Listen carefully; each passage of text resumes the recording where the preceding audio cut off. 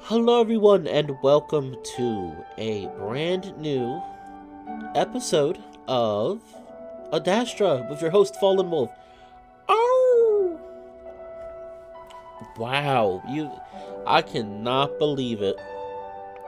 We are finally at the we are finally. Sorry, I'm a little sick, everyone, so forgive me if my voice is a little off. We are finally at the end of Adastra. I'm so excited to be here.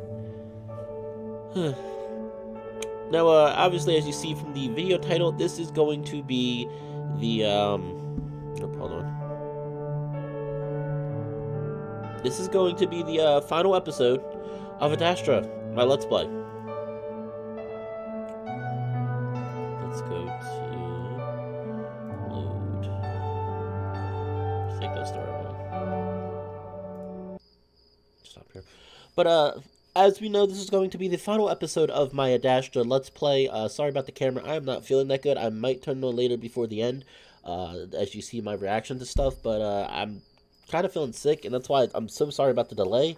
I know I was supposed to stream this yesterday, and 2 days ago. Then I did, yeah. Then I did it yesterday, then I said today, and then I was like, I want to finish this because I love Adastra so much. Adastra has been such a fantastic visual novel for me, and I really do want to finish it. I really like it.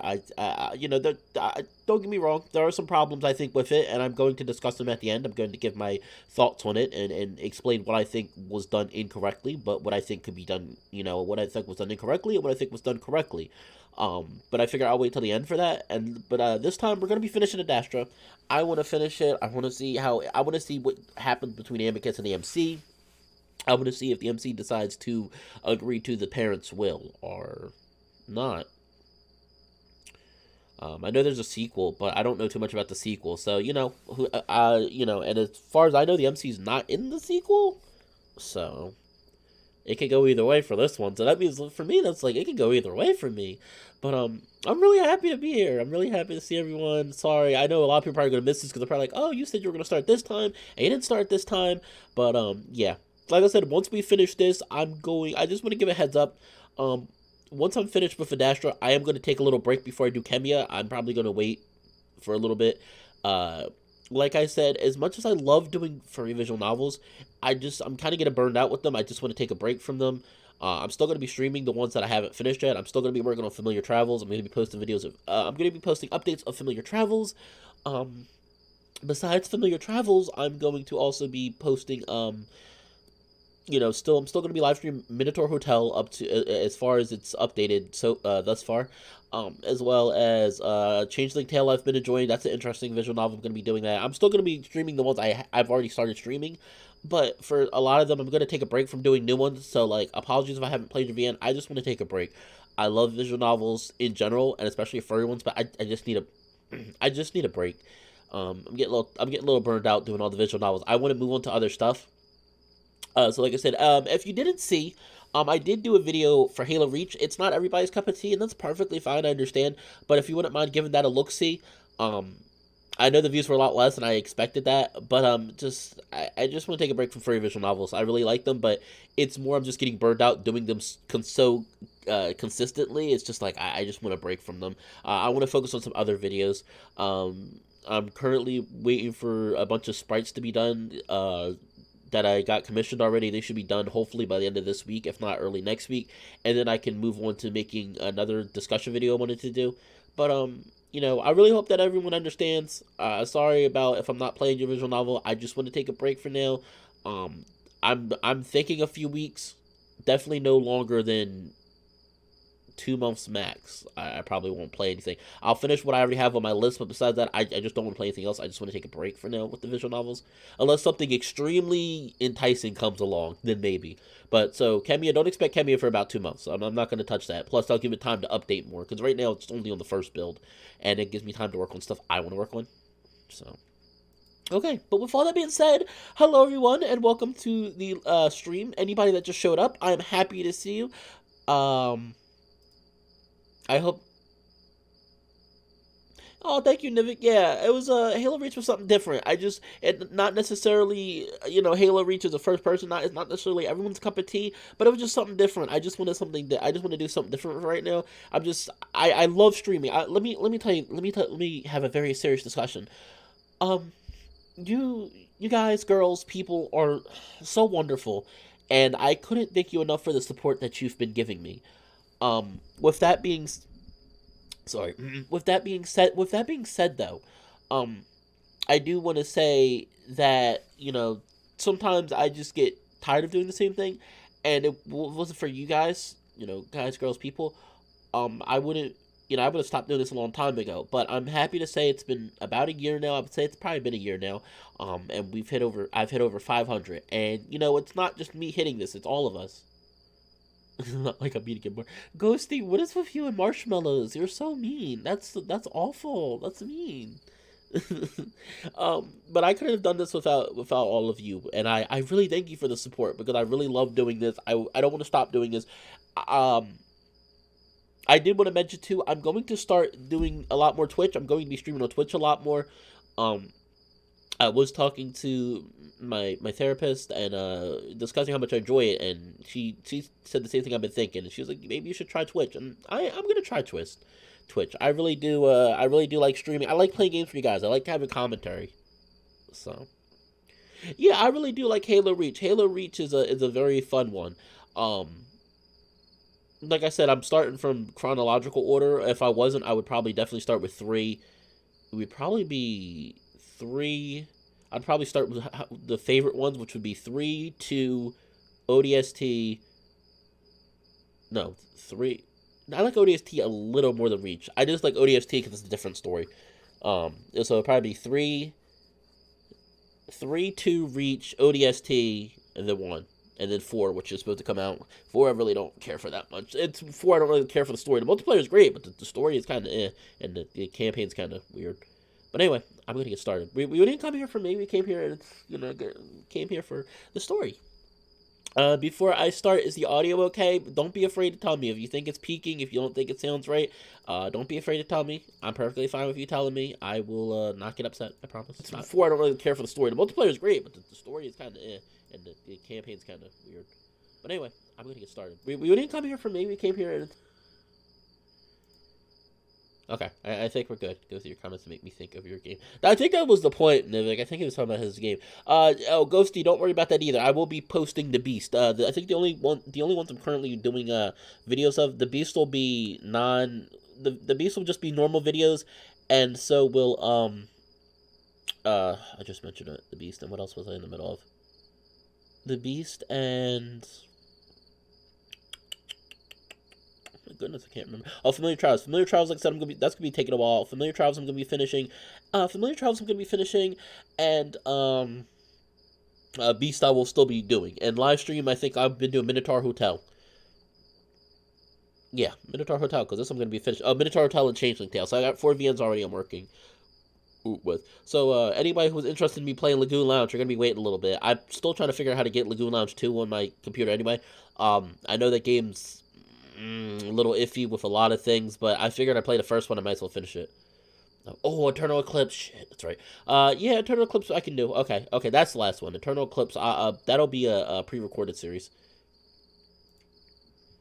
Let us get started. I want to finish. I'm curious to see how Lover's Day ends with them. We walk down the steps from the main building into an empty courtyard. All of the vehicles gone. I frown. They just left us without any transportation? Oh, yes, I told them to go on ahead. Oh, why? Do you not wish to walk? Isn't it a little far to walk? I follow Amicus down the steps and through the university's gardens before we're back in the forest, walking in the direction away from the palace. Not really. The city and palace are within reasonable walking distance. I walk alongside the wolf, feeling myself relax again as we're surrounded by the quiet forest. Huh? Guess I just assumed it was far since we're always using the carriage. We tend to be lazy. That and it's expected by the citizens as it's seen as more dignified, I suppose. What about security? Should you have some protection as Emperor? I look around feeling almost vulnerable out here in the open with Amicus. used to always having the protection of the palace walls around us. Amicus glances up and I follow his gaze, immediately spotting the blinking lights of drones above us. Drones are far better than any sapient when it comes to security. Amicus looks over at me. I suppose you haven't been outside the palace very often at all, have you? Not really. The wolf grimaces. I apologize for that. I know it seems like you should be more free to travel after what happened, but the people are... Amicus takes a moment to find his words. Very curious about you. It would be difficult to keep them from crowding. I raise an eyebrow as I see the lights in the distance, twinkling through the tree branches. But we're headed to the city right now, aren't we? I don't think I can deal with crowds, at least not now when I'm not really prepared for it. Sorry. Well, I cleared the district for our arrival, though that was supposed to be, I'd say, 5 hours ago. But still, it's late enough that the streets should be mostly empty. Oh. I draw closer to Amicus. Where are we going? You'll see. There's a sly smile on the wolf's face as we trudge along the path, walking in comfortable silence. Eventually, we break through the trees and into the small, quaint street that I've been on before. Sure enough, it's completely empty aside from one or two figures moving up the sidewalk or standing in a doorway. I noticed then that Amicus is becoming more excited, and it shows in his widening strides, and I have to hurry to keep up. I try to think of where he could possibly be taking me. Amicus? The wolf pauses, waiting for me to catch up, then places his paw against the small of my back, and I'm suddenly thrust forward at his speed, forced along in a stumbling gait. Whoa! Come on, it's right here. The wolf sweeps me under a dark archway. There's a door in front of us, the soft glow of light barely showing through the frosted glass framing the door. It looks like it's closed, and I look up at Amicus in question, but the wolf doesn't seem bothered, and simply knocks on the door. We wait a few... Sorry, I was waiting for the knocking. We wait a few moments, then Amicus leans in towards the crack, talking loudly through it. Hello, Gaseous. Or Gaius. I think it was Gaius. Something beyond the door bolts out the light, and Amicus steps back before suddenly drawing me to his side, as if preparing to introduce me to someone. I stand there awkwardly, trying to prepare myself for whatever this is. When the door opens, it's not what I expect at all. An old she-wolf in an apron and with a cloth tied over the top of her head peers through around the door, cracked open just enough so that her muzzle can fit through. I feel Amicus shift next to me, and he forces a smile even bigger. Hello. The old woman squints. Hello. Amicus is quiet for a moment, clearly taken aback by the other wolves for lack of reaction. He clears his throat. I am Amicus, your emperor, and this is Mark, my companion. That's a new title. I look up at the wolf in question, but he goes on staring at the she-wolf, who only continues to stare back at him. Maybe you are familiar? No, I don't think so. Amicus stares, his mouth gaping open while the woman starts to close the door. Quickly, Amicus lets go of me to reach out, stopping the door from closing just by an inch. Excuse me, please, but could you summon Gaseous? He will know who I am. The old wolf sticks her muzzle back through the crack, glaring now. Gaius was relieved of his shift 3 hours ago. You know it's the 2nd hour. I had suspected, though I had hoped he would have waited for me. You thought wrong, dear. Amicus bristles. Excuse me, but you realize you are speaking to your emperor, woman? Now I bristle. Even though I don't know what's going on exactly, I do feel a surge of disappointment at seeing my lover use the "Do you know who I am" line. Amicus. I try to say it under my breath so that wolf doesn't hear. What? I'm just trying. The door starts to close again. Amicus quickly reaches out. Oh no. Isn't the palace and city separated by a lake? See, yeah, I thought it was too. I did think that. I thought that, especially, I thought because you have a screenshot of it in the beginning. I try to say it under my breath so that wolf doesn't hear. What? I'm just trying. The door starts to close again, and Amicus quickly reaches out, but this time the old woman is ready. She reaches out to smack his paw hard, making Amicus gasp in surprise before the door slams shut. How dare... Amicus looks at Laws for a moment, as if he's never experienced something like this before, and doesn't know what to do. Then he tries to open the door, but it's locked. He then resorts to pounding on the door with a heavy fist, lips drawn back to show his teeth. Open the damn door. I was promised a special banquet in the human's honor. Do you hear me, woman? I reach out, pushing a hand against Amicus's chest. Holy shit, Amicus, stop! I hiss at him under my breath, looking around, not having expected to be embarrassed at Amicus' behavior. I'm so used to embarrassing myself. What? Do you hear yourself? What do you mean? I paid for those services and had everything planned. We're 5 hours late. But I'm the Emperor, and you are my guest, and that woman. I step closer, cutting Amicus off, even as I lower my voice, surprised at the sudden surge of anger I'm feeling. Amicus, you're acting like a spoiled brat right now, just like Cassius, and stop calling her woman. Oh no, Amicus, no! It's getting Amicus's head. You know, I'm turning the live. I'll turn the live camera on. I think I'm good enough there is.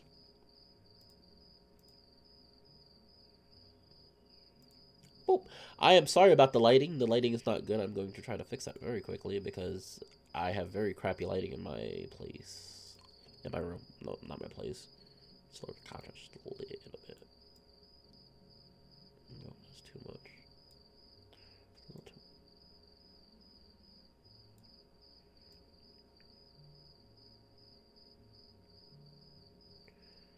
Okay. I'm sorry about the lighting. Like I said, I need to get some other lights. It's like all dim. It's all brown and bright and brown. It is also nighttime here, so the sun just went down. Well, forgive me about the lighting. I am sorry about the lighting and the glare. So you're going to have to forgive me. Okay, here we go. Amicus' indigent demeanor seems to deflate a little bit at that. I'm not acting like him at all. And what else should I call her? She is a woman. It's the way you're saying it. And I don't know. Maybe ma'am could be a good start? Well, she's certainly not acting like a madam. Is this how you act when you don't get your way? Amicus has always had an entitled streak. I mean, it's kind of what got me into the situation in the first place. But I thought he'd have changed a bit after everything we'd been through. Especially over something as small as this. Amicus must see the disappointment in my face because he deflates further, blowing out a big breath that ruffles back my hair and smells vaguely of lavender. No, I don't. I promise. It's just that I had something very special planned, and... Amicus looks back at the door, trying to see through the frosted glass, as if whoever he's looking for will magically appear. Amicus, you can't expect anyone to wait 5 hours for you, whether you're Emperor or not. I think. Except me, of course. Yeah. I see the moment Amicus gives up on his grand plan, whatever it was, as his deflation completes in a slouch and suddenly looks very, very tired. You okay? Yes, I'm fine. Let's just head back to the palace. Maybe we could go someplace else? I wouldn't mind finding a hole in the wall that's open late. But Amicus is already walking back up the road toward the forest, shaking his head. I would rather we reserve the location ahead of time so that I can assure your safety. It's too late for that tonight. They follow Amicus at a slight distance, feeling generally disappointed and baffled over what just happened.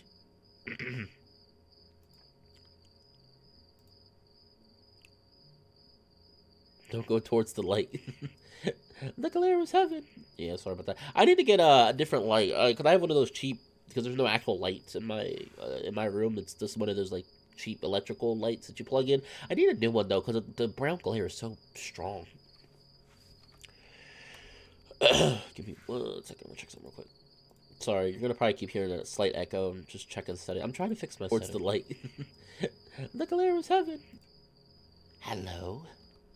Amicus is quiet for a moment, clearly taken aback by the other wolves for lack of reaction. He clears his throat. I am Amicus, your emperor, and this is... Okay. Well, I'm still feeling somewhat stunned by Amicus' behavior. I also feel bad because it's clear that he really wanted to make tonight special, and to see him so defeated. I catch up to him and walk alongside the wolf just as we pass under the cover of the many branches, our path lit by the firefly-like insects floating around us. Well, we could do something at the palace. Maybe have a picnic. Amicus heaves a heavy sigh. Honestly, Mark, I'm a bit tired, And it's not even Lover's Day anymore anyway. The wolf says the last bit so quietly that I barely catch it. And just like that, my attempts to keep my own mood light give in and I sour instantly. Well, if your goal is to ruin the rest of the night, you're doing a damn good job of it. Suddenly we're having one of our old fights again, the way we would feed off each other's negativity and spiral into a shared mood of sulk. Usually I'd be the one to start it, but this time I feel like Amicus is the clear culprit. I stare at the ground, frowning even though I feel Amicus's eyes on me. Then it takes me a few moments. No, don't play this music! This music is so sad! No! They're fighting already! Then it takes me a few moments to realize he's stopped walking. I stop too, then turn around to look back at him. We regard each other for a moment, then Amicus takes a deep breath. I realize that I am acting like a spoiled pup, and I apologize. I do not want this to ruin the rest of the night, even though there is not much left of it. I stand there not saying anything because it looks like Amicus wants to say more. I promise you, I do not often act in such a way in front of my subjects. I just so desperately wanted for something to go right after everything that happened. Not often. I raise an eyebrow but smirk at the same time, wanting to show Amicus that I'm willing to lighten up as well. I mean, never, really. I've never used such words to get my way during all of my emperorship, and it was only because it was for you. I sigh. Well, please don't ever feel the need to act that way on my behalf again, especially when you're yelling at an old lady and calling her woman. I still do not see the problem with that. She is a woman. Amicus starts walking again. I walk alongside him. And like I said, it's the way you were saying it, like it was an insult somehow. I did not mean it that way. You sure about that, Amicus? It kind of felt like you were saying that. Like that's usually when somebody uses that word towards somebody, that's usually being disrespectful or rude. I don't know if I 100% believe Amicus on that. I mean, I kind of feel like you did, but I get it. You're raised in the society of... Amicus huffs out a sigh. Yes, I know, but I've been doing a lot to progress the rights of women in this society. Just yesterday, I put into motion legislation that will allow females to request a divorce before court. And they could... Oh, my... Wow, how backward is this society? I thought Earth was bad. I mean, Earth... How long was it before women finally... Well, Earth was only fairly recently... Because even back during, it took a long time before women were taken seriously when they wanted a divorce. It was usually the man who was the one that had to request a divorce. So I mean, please forgive me. I don't remember what history. The women's rights movement. Women's rights movement was.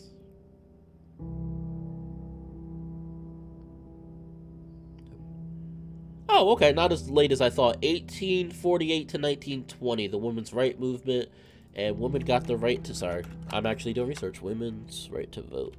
I thought it was later than that, women's right to vote, and the women's right to vote was in, okay, 1920, okay.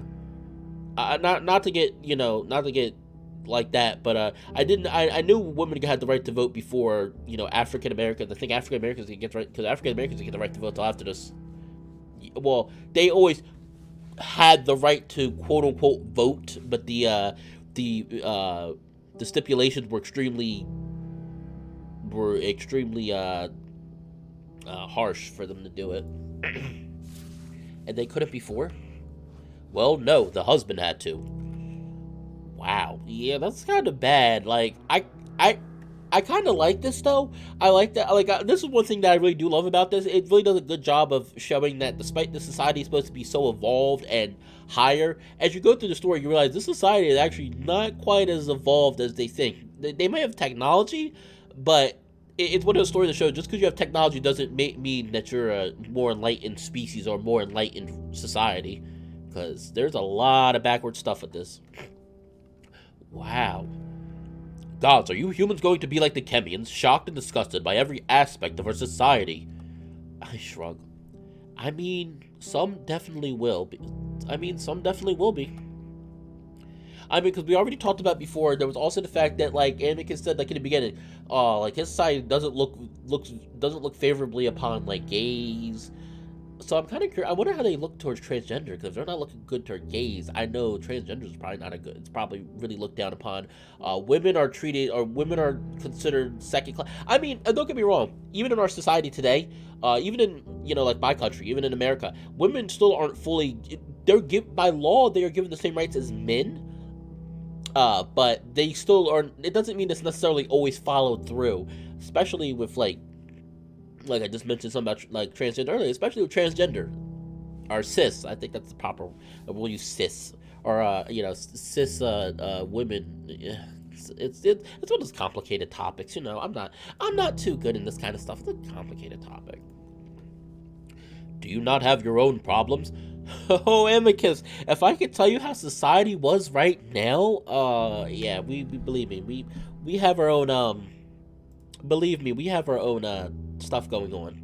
But trust me, we have our own serious issues going on. Like, not good, not at all. I laugh. Oh yeah, we do. We definitely do. I'm sure you'll be beyond shocked by some of the things we've done to ourselves. Like? I close my eyes, shaking my head. I'll let the diplomats reveal that to you. But yeah, most places on Earth still have problems when it comes to equality. A lot of problems. Yeah, a lot of problems indeed, especially right now with certain presidents being in office, not helping matters. Then why do you judge me so harshly? Because I know you can do better, and I know you have the power to create immediate change. Technically, but realistically, I know. It's a slow process. But where you found me, Italy, it's doing alright with equality, and a lot of Europe is doing great, so I know Adastra can be better. Things go quiet for a moment, with that tangent feeling a little strange, like there's more to it than just gender equality. Amicus senses it too, of course.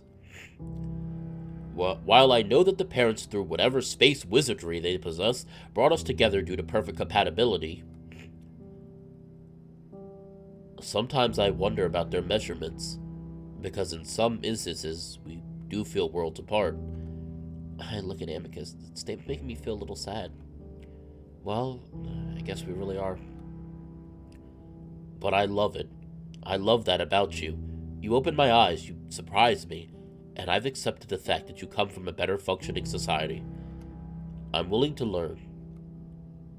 Oh my gosh, no! I love Amicus. Oh. See, that's why I can't hate Amicus, because it's like, yes, he and at times he's a dope, but like he's willing to learn. Like, he makes mistakes, but that's what I give. I don't care if a character portrays an idiot, as long as you see them trying to actually progressively change. And Amicus does try to. He still makes mistakes. He still can get hot-headed. He's still hot-headed at times. But like you actively see that he's trying to. At times you see that he's trying to change. He's trying to change. He says that he's like, he's like I make mistakes. I'm not perfect, but I'm trying to change. And I feel like that's something. I feel like in all seriousness, that's something in real life we could talk about. Like, like people are always going to make mistakes, and you can't hold it. Well, there's a point where you have to hold it against them, but for the most part, you can't always hold that against them. Sometimes you have to say, you made a mistake, and it sucks you made a mistake, and I wish you didn't. But at least if you're trying to learn from it, that's when you have to try to forgive them as best as you can. So I look down, feeling a little embarrassed. Well, humans have a lot to learn too. We're kind of a disaster too.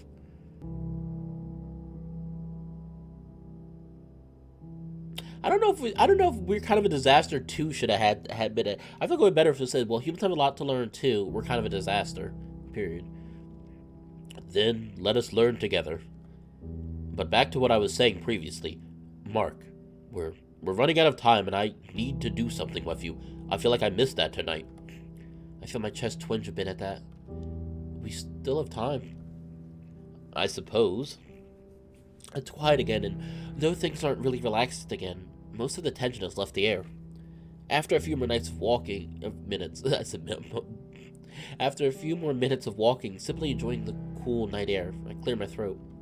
So, what was that whole restaurant thing about? Amicus chuckles, kicking a rock with a big footpaw, sending it tumbling up the path to crack loudly against the roots of a tree. I had decided to get a head start on human integration into the Galaxias, even though the citizens won't know it. How so? Well, a cultural staple for all species is oftentimes their food. Yeah? I have an idea of where this is going, but I don't know how it's possible. So I've established a human cuisine restaurant. Oh, really? Yes. But, how? Com analyzed and stored a fragment of the data from your Nexus back on Earth. Though not all ingredients are the same, we substituted as best we could and developed food that is, in my opinion, rather authentic. Huh? You know, there's a lot of food from different cultures on Earth, so a lot of different types of food.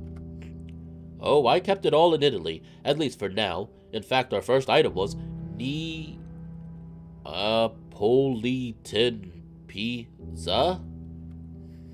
Amicus's suddenly heavily accented voice startles me a bit, as it always does, the wolf chewing around the words like he's actually eating it. Wow. So, as you would expect, I wanted you to all to try it. So, as you would expect, I wanted you to try all of the items to let us know how we did. Amicus is talking about all this like the restaurant was his own project, something he's been working on for a long time. I thought it would be a fun distraction for you, but as you know, things did not go as planned. It would have been fun, and I am disappointed that we didn't get to do it together, but the thought alone of what Amicus had planned for me is enough to warm my chest as I lean against him.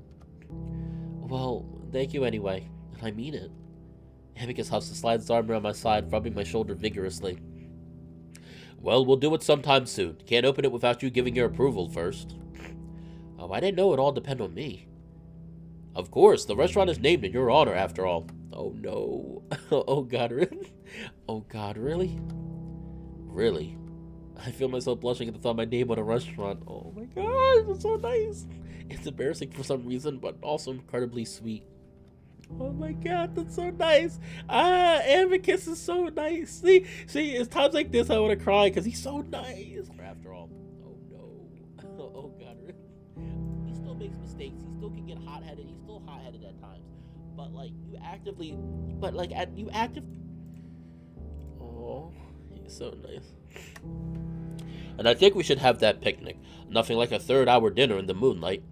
It's 3 a.m. in the morning? That's so weird, eating dinner that late. You sure? You look pretty tired. I'll live. Amicus lets me go after a moment, and as he does, I slide my hand down against his paw, taking hold of it. We don't hold hands often, mainly because it's something the wolves just don't really do.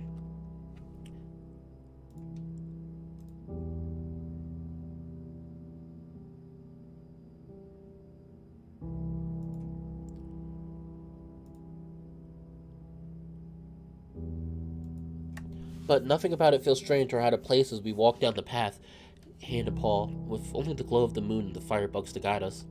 There's an eerie edge to it all, and while I might have been a little nervous if I were alone, I don't feel any of that with Amicus. It does make me think back, though, of what happened in the university. Amicus? What do you know about the other? Why do you ask about that? I shrug. I don't know, I've had it explained to me a few times, but I still don't really understand it. You don't need to worry about it.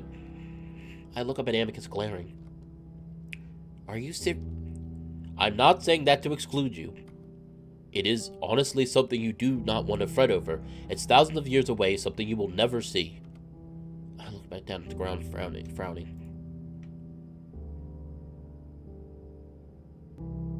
Hold on, everyone. I'm sorry. I know I keep pausing. Somebody's asking me a serious question. My boyfriend's asking me a question. Yes, I currently have a boyfriend. We've been talking for a little while. So now you know. He's really nice though. I like him. He's not here right now though. He's not really. I don't think he's not really into furry visual novels. So, which is fine. I don't mind. That's what I'm going to do.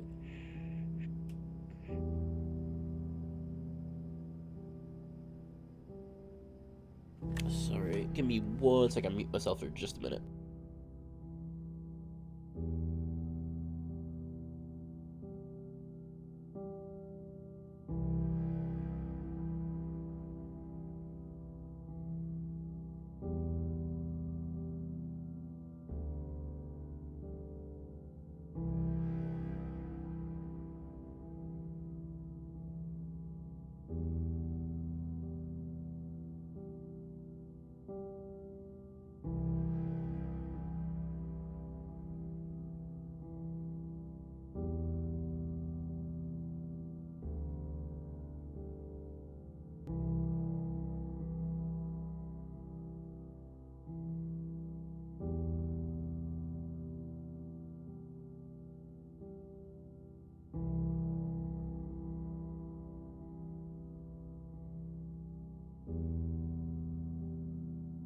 Alright, I am sorry about this question real quick. You asked me a question. I love that. Tendo said, watch the parents miscalculate, and whoops, they're really 50 years away. You know what, I wouldn't be surprised, because the way the parents have been, like, I wouldn't be surprised if something happens. Because that's why I'm very curious to play Kemiya, but like I said, I just want to take a break. If I wasn't burned out, I would start Kemiya like next week. Like, really, in all honesty, I would start next week, but I looked back down at the ground, frowning. Are you alright? I don't know. Doesn't it already sort of have a presence around us? How much has that jackal been telling you? I swear. Hey, he's the only one that's been telling me anything about it. What else do I have to go on? Listen, Mark. All that is known for certain is that it exists and that it is a threat. The rest are stories and pseudoscience. Amicus, when I was in the university, I heard voices telling me what might happen to us. What? I take a deep breath, decide that I trust Amicus enough to tell him this, no matter how crazy it is. When I finish, Amicus is quiet for a moment. So, am I just crazy? No. I'm sorry. No, and I don't doubt you at all. Would you be offended if I offer the idea that it could very well have been a dream? No, it probably was. It just worried me. As it should have. It sounds frightening.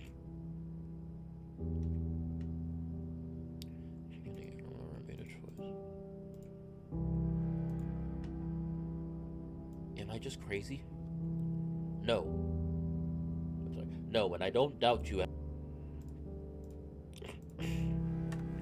Amicus pulls me against his side again. But I'm very happy you told me, and I hope you'll tell me if you experience anything else. After what we've been through, I think we should be open to all possibilities. Yeah. Just being able to talk to Amicus about it has made me feel better. That Amicus is taking this seriously, even though it very likely was a dream. But in the very, very unlikely event that it was the other, then the stories would indicate that it doesn't think on its own and simply works with what it has in your mind. It projects your own worries into your own reality, but even that, it can't hurt you in such a weak state, and that's assuming that its remnants really do exist in the first place. Well, I'm glad the palace isn't haunted.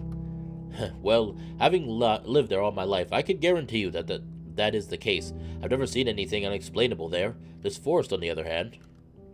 What? Well, some say a creature called the Simmerbor lives within the forest surrounding the city. Oh, yeah? Amicus sees my smile. Oh, yes, it's actually thought to be primitive of some sort, and climbs and jumps from tree to tree. It's completely black, and its face is on the opposite side of its head, so that its red, glowing eyes can stare at you while it clings to the branches. I can tell Amicus is trying to scare me, and even though I feel a little creeped out, its own presence makes it almost impossible to feel scared. Yeah? And you've seen it? I've heard strange noises and maybe movement in the trees while out hunting before. Yeah, alright.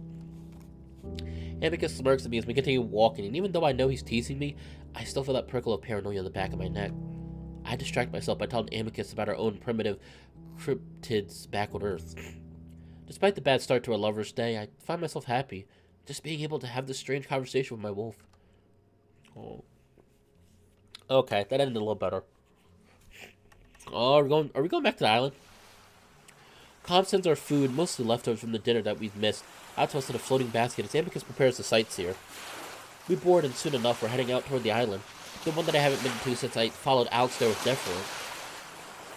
Being so late at night, or rather early in the morning, was refreshing compared to the humid morning and afternoons. Amicus is clearly enjoying it, his elbows on the railing of our craft, leaning back, head tilted up toward the sky, a slight smile on his face. His fur whips around gently on his face and torso, and that single fang that always pokes out under his lip glints softly into the light of the celestial bodies above us. He looks so peaceful, something he deserves more than anything. So I savor the moment, trying to capture this image perfectly in my mind, knowing that not so long from now, I want to be able to look back on this when I'm out on my own. I bite my lip and blink back this small thread of tears just in time before Amicus's eyes open again. Despite everything seemingly getting in our way, we will have to travel for a few weeks together before you might leave. Oh, for what? For you to tour the moon, and also for us to pick up Cassius from the final city in his destination. It will give you an opportunity to see most of Adastra so that you better understand the moon. Amicus winks. And it has been decreed by the parents, so there's no getting out of it. Don't I know it? I feel both happiness of the idea of having some guaranteed time with Amicus, while also feeling that pang of resentment at the thought of the parents making it happen.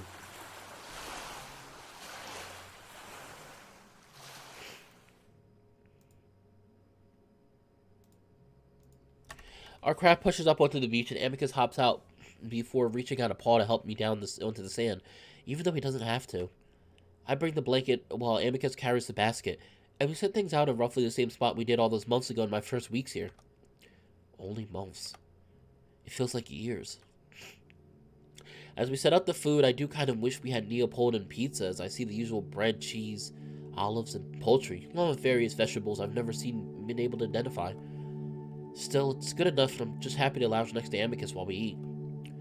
Again, it's in that comfortable silence that I always enjoy with my wolf. Silence that doesn't have to be filled with anything except the sounds of chewing, which mostly comes from Amicus. After a while, though, he breaks the silence with something that almost makes me choke with my verdia. So, how do humans get married? You present a ring, correct? I cough loudly for a second while Amicus stares. Amicus, are you asking to marry us? No, he couldn't be asking us that. Are you alright? What do you mean by that? I stare at Amicus and look around, trying to spot something that might tell me what the wolf is up to. I am just curious. That's what you said when you asked about dating. Oh, yes. Are you suspecting that I might ask for your paw in marriage? Even though Amicus is grinning teasingly, I can tell that he's blushing even under the moonlight. You didn't think asking something like that would make me suspicious? Well, I don't know. It's an interesting topic that has never been brought up. Two males cannot be married anyway, let alone one from different species. Oof. Yeah, they gotta... I mean... You know what? I mean, I can't say too much. Because in our society, I mean... Marriage between two people of the same sex has only been recently illegal in all states. I mean, it was legal in a few states in America, but it's only been recently that it's been a law that every state is required to have, gay marriage, which is, a good thing, but it's sad that it took so long. And even now, you saw people that complained about it. I mean, it's just like, it's one thing to me. I'm just like, look, if you don't, look, if you're not, if you're not gay, if you're if you're not homosexual, if you're heterosexual, then why does it bother you? Why do you care if you're not the one doing it? Just one of those weird things. I feel myself calm down a little.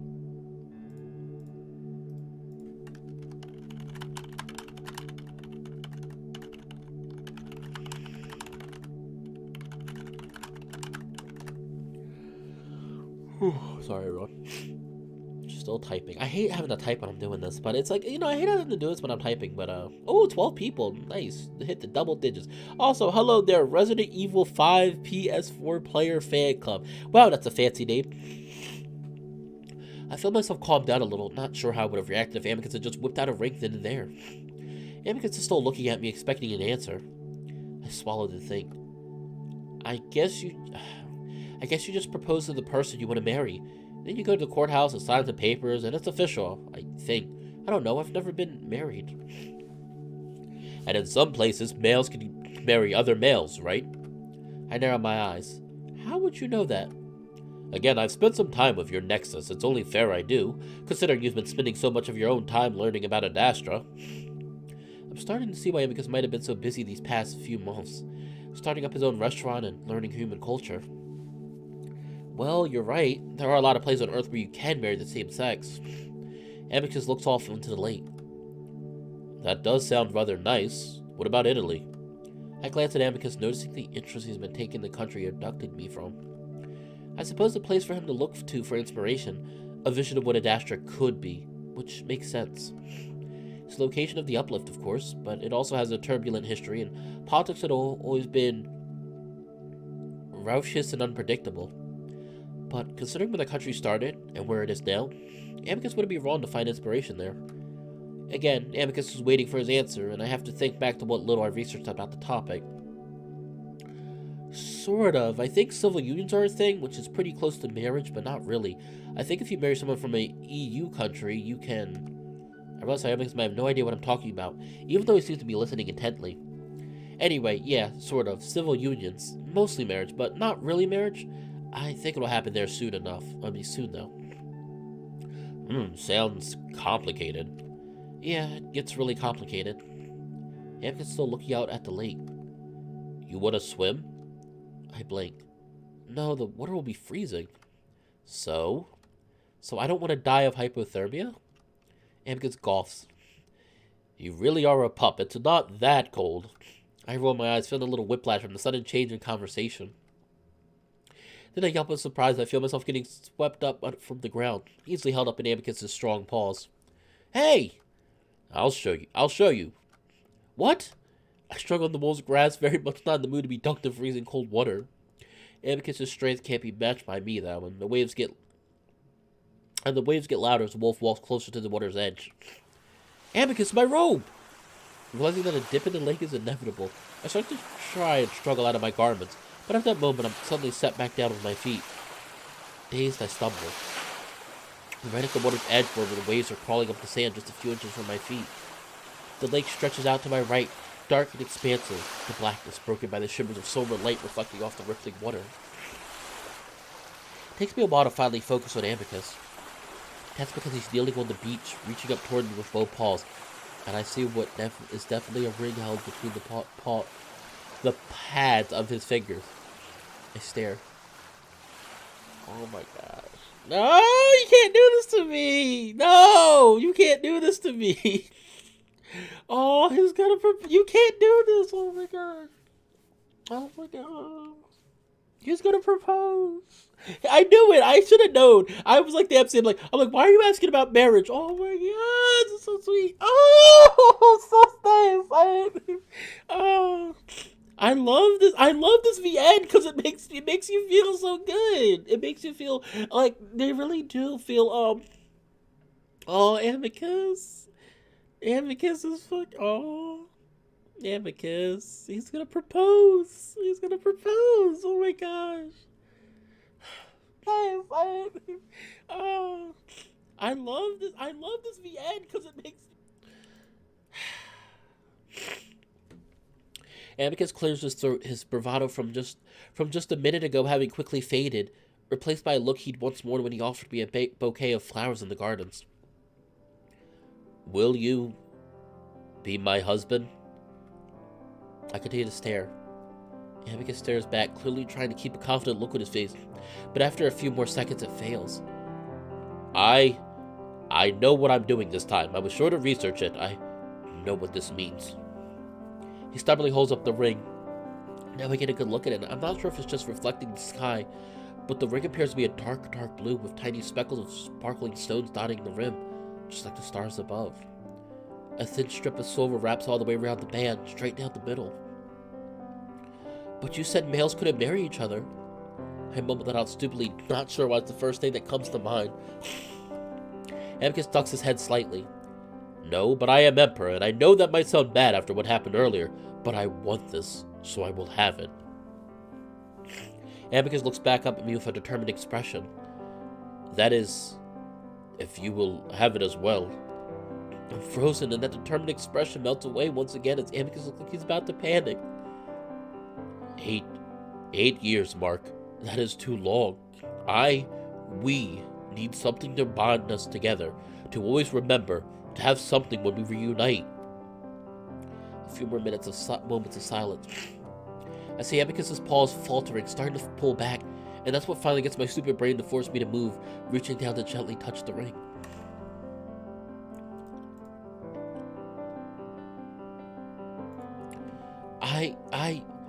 Yes, of course. Amicus' ears perk up. Yes, I will marry you, of course. I laughed through the last words, not even sure what I'm doing right now. Yes! Amicus hops to his feet, fists in the air, as if he's just won some kind of sports competition.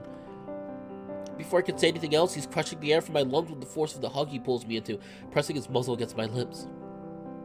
Then when he pulls back, he adds another kiss, this one a canine-style lick up the side of my face. Ah!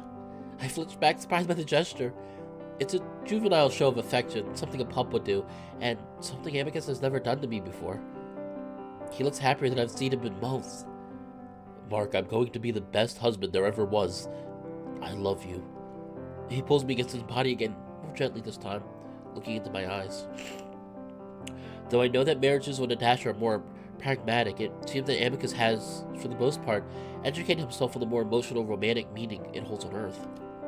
The wolf takes my hand in his much bigger paw, drawing it up between us so that he can slide the ring on.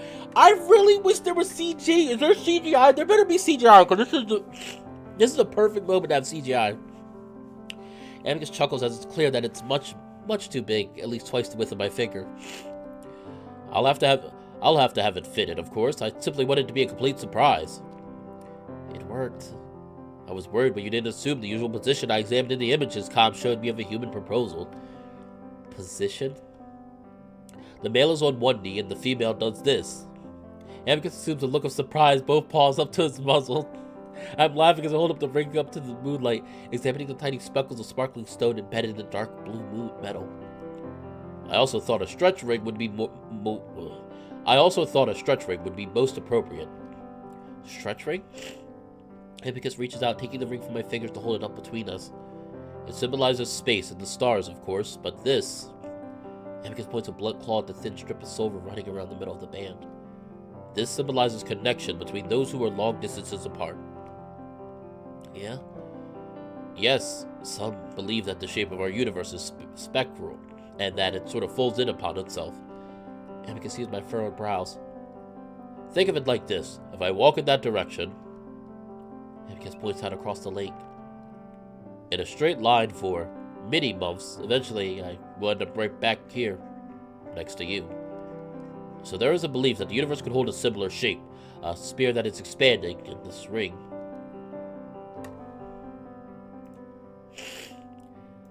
Amicus spins the ring around, showing me the silver circle. Reminds us that even if we are moving apart on the stretch drive, we are still moving toward each other in a straight line, which is the fastest way to get somewhere. A touch convoluted, I know, and a somewhat unlikely theory, but it can be a comforting thought. I'd like to think of it as more as being connected by fate. Yes, we will be far apart, but there's an invisible thread connecting us that cannot be broken, and will soon draw us back together. I cut the wolf as I hug him, pressing my face into his chest. The bittersweet sadness I've been feeling for many months coming to the surface all at once. I know, it's like, this is touching, but it's so sad even more now. 8 years. So it's like 8 years. Like, I know, oh my god. I hate the parents so much. Cause it's like, I know, like, it's so cute, it's so nice, but it's like, now, you know, the MC is gonna be fucking depressed, cause it's gonna be like, now it's really like, oh, like, now it's like he's leaving for 8 years, and they're not gonna see each other for 8 years, and now he has a ring, and they're not gonna get married until he comes back. It's like, man, that's so... Amicus holds me quietly as we stand there on the beach in silence. I'm happy and sad all at once, and I just want to stay here forever. Oh my god, no! Oh my god, it's so sad.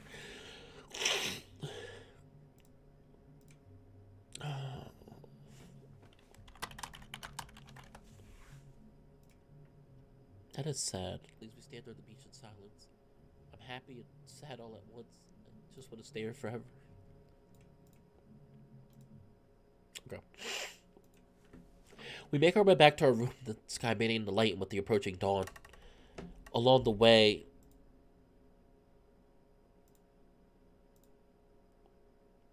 This is gonna make me cry. Along the way, Amicus starts to get handsy, and by the time we're at the door, the wolf practically pushes me inside, attacking my neck with licks. I cringe and laugh at the ticklishness of it, trying to escape until Amicus has me pinned to the wall next to the door. Going somewhere? The wolf starts to take off my robe, and at the same time, I start to remove his garments. Oh boy. Oh, are we about to have one of those? Let me save. Oh boy. Are we about to have one of... We're about to have... I think we might be having one of those scenes coming up. Okay, Tendo. Alright, I'll see you in a little bit. Ya boy, Joe. Hello, ya boy, Joe. How are you doing? I think you're new. I don't think I've seen you here before. Okay, so I'm going to have... Do I have the image handy? Image is ready, of course. Make it a little bigger just in case. Is all ready. The wolf starts to take off my robe, and at the same time I start to remove his garments. Yes, and you're coming with me. Oh, well, lead the way then. I grab his semi-hard length, which causes it to immediately twitch to full mast. Amicus seems to grow frustrated with undoing my underwear and resorts to just yanking it down from my body, leaving me naked as well. The wolf sweeps me off my feet and takes me to the bed, all the while we both kiss each other. Well, I know I'm going to be changing this video later. It's much more passionate, almost animalistic, compared to our kiss on the beach, Amicus growling into it while my tongue pushes past his lips, feeling his big, long teeth and wide, flat tongue. He lays me on the bed and we kiss for a while longer, Amicus's paws moving up and down my sides while I feel up his back, his cock leg heavy on top of mine, twitching each time I make a moaning sound. Finally, the wolf pulls back, his tongue hanging out for a moment before he clears his throat, suddenly looking nervous. You alright? Oh gosh! Oh!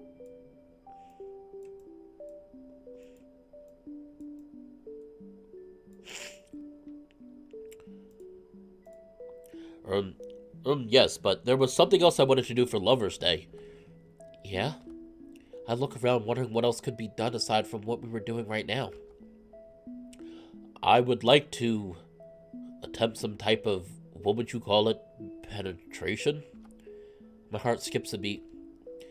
We had been intimate many times the past few months, and Amicus had inquired a few times about entering me, but I'd always been hesitant because of our size difference. Eventually, the wolf just stopped asking. I know that you're wary of my size, but if you'd like to try, I've made sure to get proper lubrication, the best quality on the moon. Amicus walks over to the dresser and opens a drawer before pulling out a jar. He has to open it by the time he has it open by the time he returns. But I decided it would only be fair if I offered a choice instead. A choice? Yes, I want to be even closer with you, Mark. But if it's not possible for you to take me in, then I'll take you. My eyebrows shoot up and Amicus rolls his eyes. Well, don't look so surprised. Weren't you the one that told me that emperors shouldn't have anything near their butts or something? And they shouldn't. Nice sensor option.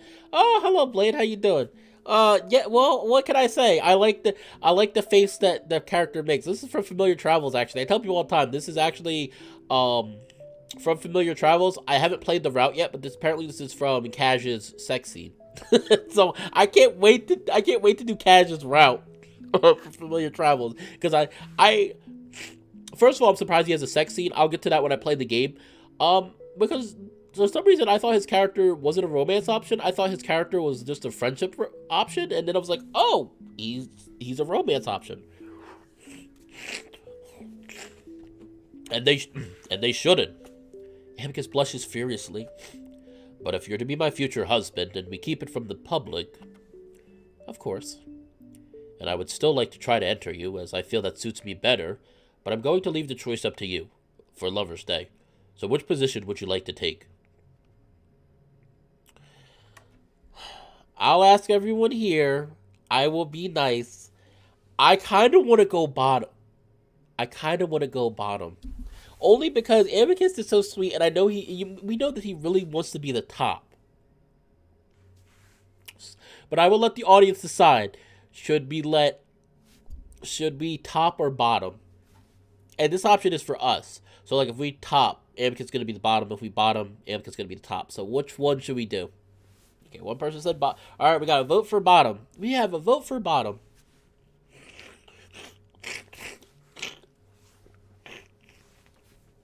I'm, like, stuffed up, but I'm not.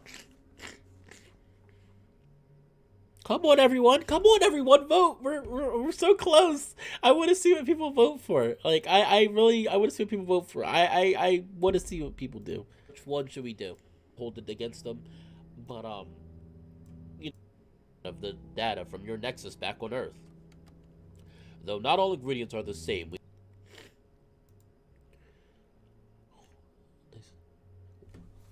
Tomb Raider, you already voted. We got you. You already voted. All right, so we got 3. Well, Blade, that's not an answer. I'm asking you. You went with bottom when you did the seed, but I'm asking what you want. What are you voting for? Oh my goodness, everybody wants bottom. I figured everybody's gonna do bottom because Amicus really wants to do it. Just take bottom. LOL. Okay, so we got 1. We got 1, 2. Wait, 1, 2, 3, 4, 5, 6. We have 6 votes out of 14. So if I hit 8, then I'll just do bottom because that means it's the majority. No, it's not up to me. It's up to the audience because I'm fine with either one. Okay, Blade is definitely saying bottom. Okay, one more vote for bottom and the majority wins. Oh, wait, it's 13. Never mind. So 7 out of 13. Yep, okay. Bottom wins. 7 out of 13. Oh, oh, stop, no. My boyfriend apparently is watching the stream. Because he just said 1 vote for bottom. Oh, boy. Oh, oh.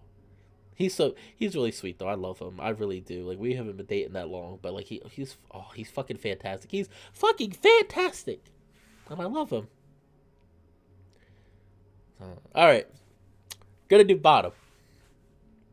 Oh shoot, I just disconnected the thing. I think. Okay, bottom it is.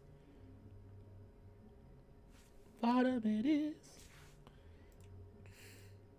All right, bottom it is. Okay, hold on. I think the audio might have messed up.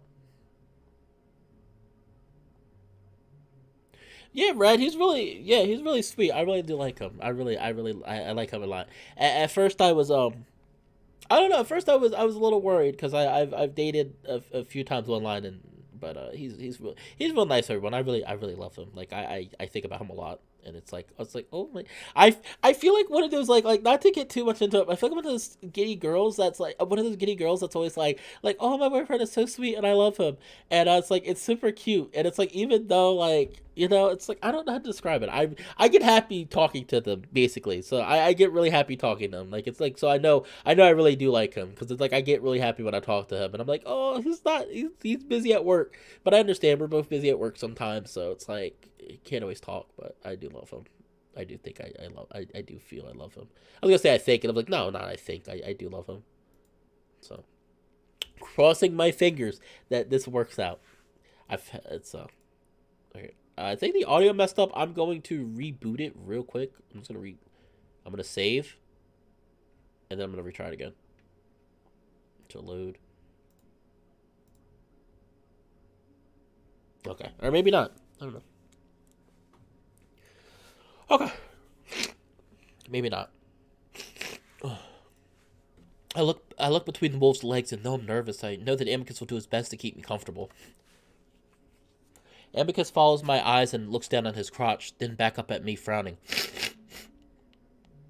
Ah, yes, so I suppose you'll like to... Bottom. Huh?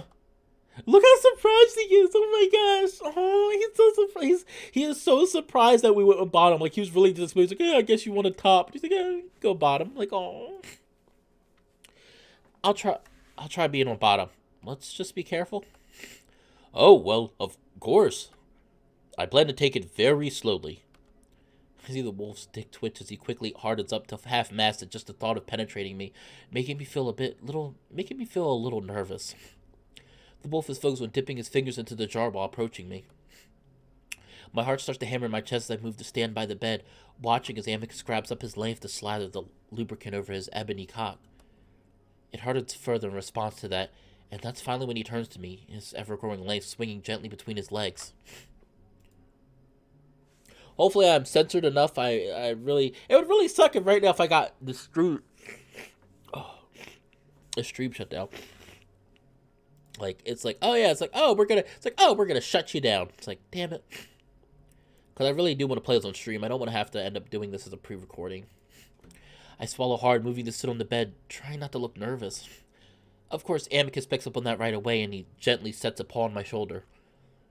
Hey, we don't need to do this at all. I simply thought that you might like to try it after all this time. Amicus looks down between his legs. Would you rather do what we usually do? I hear the flavor of the lubricant is rather pleasant. Oh, Amicus, you freaking idiot.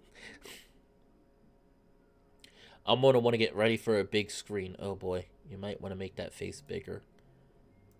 Do I have I have another one I could use. Oh. Okay. I'm gonna do it ahead of time because I really am trying to. Oh gosh. Maybe that's big enough. Hope that's big enough. Bigger face for sure. Bigger face for sure. Okay.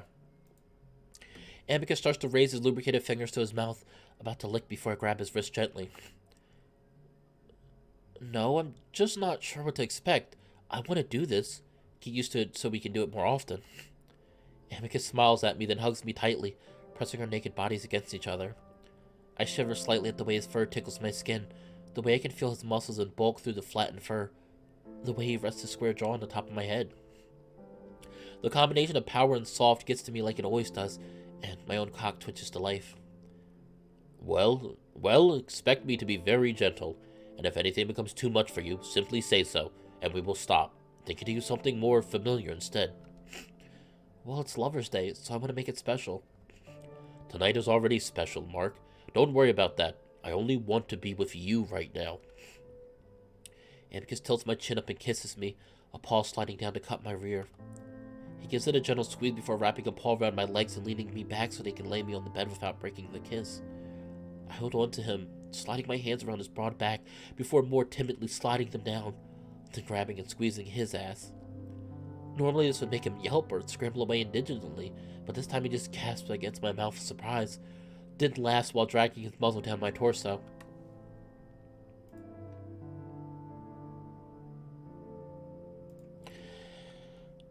He licks and kisses my chest, teasing my nipples with his tongue and even gently nipping him with his teeth before licking his way down my stomach. By the time he's reached my groin, I'm hard and leaking, and judging by the grin on his face, that's just what he wanted. And looking down between us, I can see that I'm definitely not the only one. Amicus being as hard as I've ever seen him, leaking free onto my lower stomach as he grins at me. Oh god, I'm wrong spot. Oh, okay. Oh, perfect! Perfect spot! I'm thankful for everyone saying so. Perfect. You cannot see it. Thank goodness. Also, I love this screenshot. I'm going to save it real quick because I really want this. Oh, it is perfect spot. I couldn't do that if I tried. I just put it in the perfect spot. I couldn't control that again if I tried. I couldn't if I tried. Oh, Amicus. Oh, I love Amicus so much. I love Amicus so much. He is so great. I really understand why people love it. Oh, I really understand why a lot of people, even people that don't like Adastra, love Amicus. Because, oh, I love Amicus. He has like the perfect body. Perfect male body. Go back.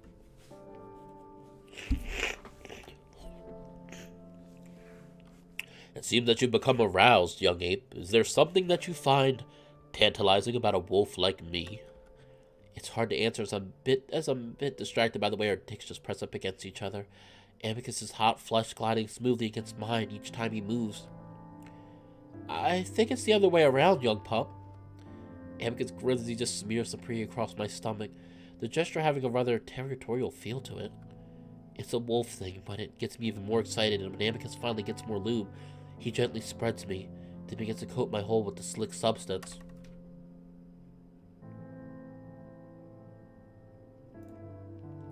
It's a little cold, but it warms up my body temperature very quickly, and I gasp as Amicus completely coats me.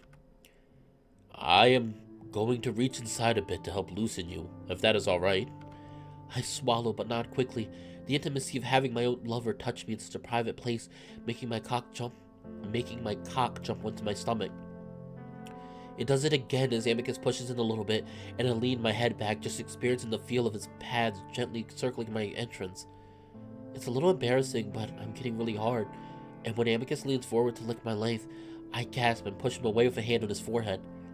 Whoa, I'm close.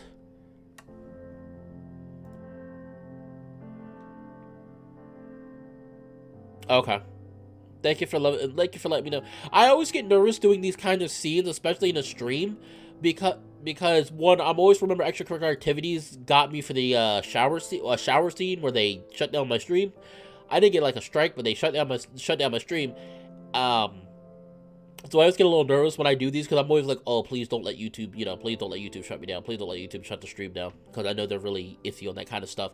Like I said, I know a few, furry YouTubers and just general VN YouTubers who have done YouTube, have done them for years. Suddenly are getting smacked with, oh, you can't get your channel can't get monetized anymore, or either your channel can't get monetized anymore, or just getting strikes on their channel. And I'm like, I don't want to strike. I really love doing this. I don't want to strike. Amicus grins at me. Already? You're not taking it very easy. My voice a little higher pitched, breathless as I try to keep my muscles loose. Well, I think we should move forward, if that's the case, very slowly. Amicus waits, and when I keep my legs open, my hips tilted up to receive him, Amicus does move forward. Okay, it didn't really do anything. It didn't change. By the way, that face, I'm not going to lie, is kind of funny. His face is so derpy, sorry. The process is slow, and I tell him to stop sooner than I wanted to. But when he pauses, I get used to the feeling pretty quick, and he moves forward again. We take a break 3 more times, allowing me to get used to the feeling before he's finally in most of the way. While I had gotten soft over the course of the penetration, I quickly get hard again when the tip of his cock suddenly hits that particular spot deep inside me, and I arch with a soft gasp. Amicus seems to like that because he responds with a growl, leaning in to kiss my neck. The movement sent him deeper, forcing more involuntary moans out of me, while at the same time, the action pushes my hips further upward, making me all the more vulnerable. The feeling of exposing myself like this, allowing Amicus access, is making me leak like never before. When Amicus has finished licking me, he pulls back to begin thrusting into me, slowly at first, then building up speed when I don't complain. And while I gasp and groan at the feeling of something so thick, so deep inside of me, I still manage to pay attention to the wolf. He seems to be lost in his own world, seemingly completely focused on what he's doing and what he's feeling. It feels like he doesn't know what he's doing, even though I know he's had at least some experience.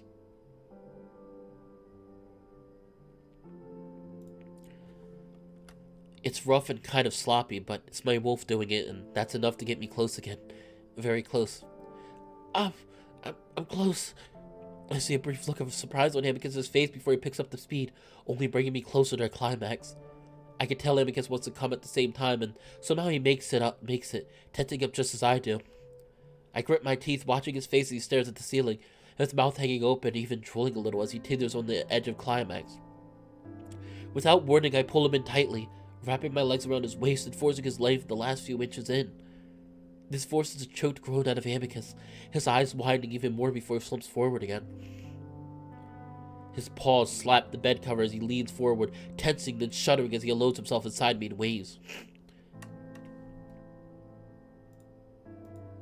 Those thrusts send me over the edge too, and I moan, grabbing at Amicus' arms, anchoring myself against the pleasure as I spurt over my stomach.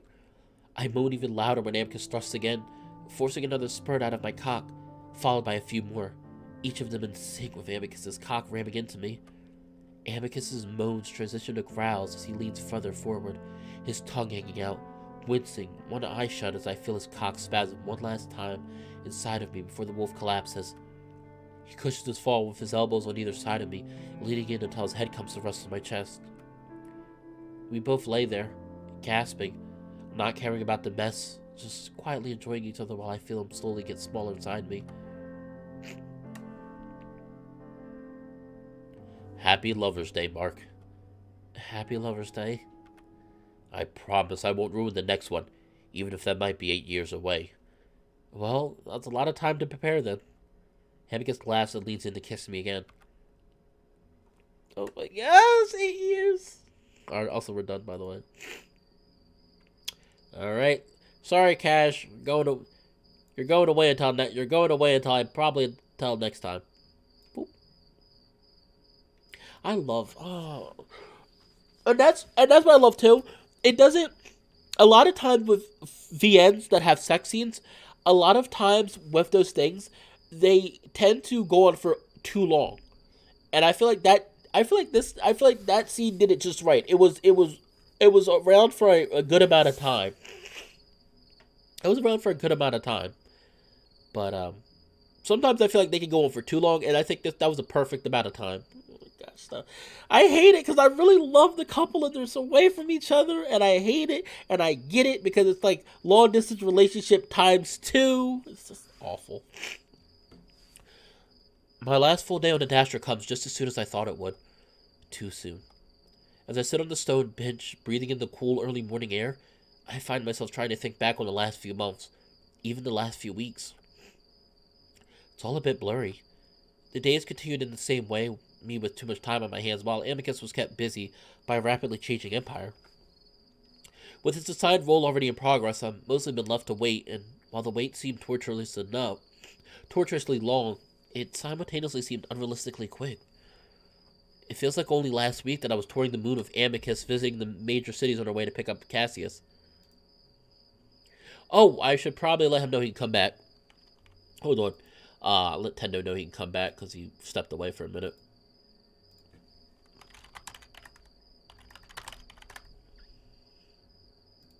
I'll let him know he can come back. See, no, I really do like Tendo because, just to let you know, Tendo was great because they do their best to avoid the sex scenes. They're a person that usually follows my streams and I've been talking to normally. I think they're a good example that shows me that, I'm trying to word this the best way because I don't want to sound weird. Tendo, and I'm sorry to go off tangent. Tendo is a really good person because a lot of times I see a lot of people say, oh, adults, which I understand to a degree, adults and minors can't be friends. And I do think there's an age limit where you have to kind of not do that. Like, let's say I was 35, 30 something, that'd be different. But like, you can be friends with younger people. You just have, there's differences though. You can't obviously you can't do everything that you would do with an adult. You can't make, you can't make like the same, you can't make dirty jokes if that's the kind of person you are next to, a minor. But like, I think just about anybody can be friends, and Tendo, I've been talking to them for a few weeks now, and they're a wonderful person. They're a very kind-hearted person. They're making their own VN, and I don't have discussions about stuff that I would have with my other adult friends. It's not that hard. People make it out like it's really hard. It's really not. It's really not that hard. Just don't be dirty. That's pretty much it. Don't be dirty. I guess there's not really much else to say about that.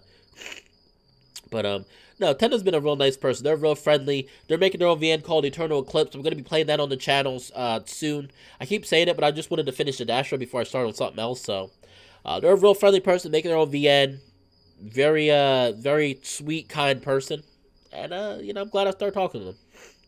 That's all I can say. It feels like only last week that I was touring the moon with Amicus, visiting the major cities on our way to pick up Cassius. It had been one of the better experiences I had on Adastra, really, getting to see how different each part of the moon could be for the first time, despite the basically universal culture. I got to see the breathtaking mountain ranges that surrounded the city of Lux. I rode giant, questionably safe amusement rides and all kinds of good food in the city of Adastra, basically a giant Las Vegas. Oh, see you, Joe. Have a good day. And all the while, I got to stay in luxurious villas owned by the imperial family, spending much of my time taking walks, fishing, and even hunting with Amicus. And then we picked up Cassius and Alex, and the trip ended. That was over 3 months ago. Ever since then, the only thing I've really focused on is my studies. I've learned enough of the language that I can hold stilted conversations with Amicus. He's always enthusiastically tells me that I'm doing an amazing job, even though I know I probably sound like a very young child to him. One with a heavy, clumsy accent. I don't think I've done enough. None of this is going to help me with my mission on Earth. Not since the experience I had with Amicus in the archives have I heard from the Monitor, let alone the parents. Instead, they seem to be content to just let me drift around aimlessly like I always have. It's gotten to the point that I even asked Amicus if what happened in the archives actually happened and wasn't all just a dream. And speaking of dreams, I haven't even been given one of those. Not even an all is well from the Space Dragon. What's most infuriating is that Amicus is in contact with them. Of course, he's asked on my behalf if they have anything to say to me, but nothing. I can only assume it's because they don't want to interfere with the process, even though they're going to have to tell me something. At least direct where to go first. Otherwise, they're probably just going to hospitalize me when I show up talking about space wolves and the impending assimilation with the Galaxias. I feel my insides twist uncomfortably like they have been for the past several months, and especially in the past week. I had to leave Amicus's room because I didn't want to keep waking him up by tossing and turning. That and lying there awake, watching Amicus sleep innocently next to me, is just a bit too much for me right now. I know I should be savoring these last moments, but instead, I find myself twisted up in worry. I'm going to be alone. It's something that hasn't really scared me much before I came here, but after being with Amicus for so long and now with this path ahead of me, I go from hugging myself to twirling the now-fitted ring on my finger. It's been a security blanket of sorts. We had debated on whether or not to marry before I leave, but eventually decided Amicus should lay some legal groundwork first, so not to cause too much of an uproar. He has 8 years to do it, after all. It will give me something to look forward to when I return. Our entire lives adjusted to fit the schedule laid out by the parents. This is all assuming they're telling the truth, and not for the first time.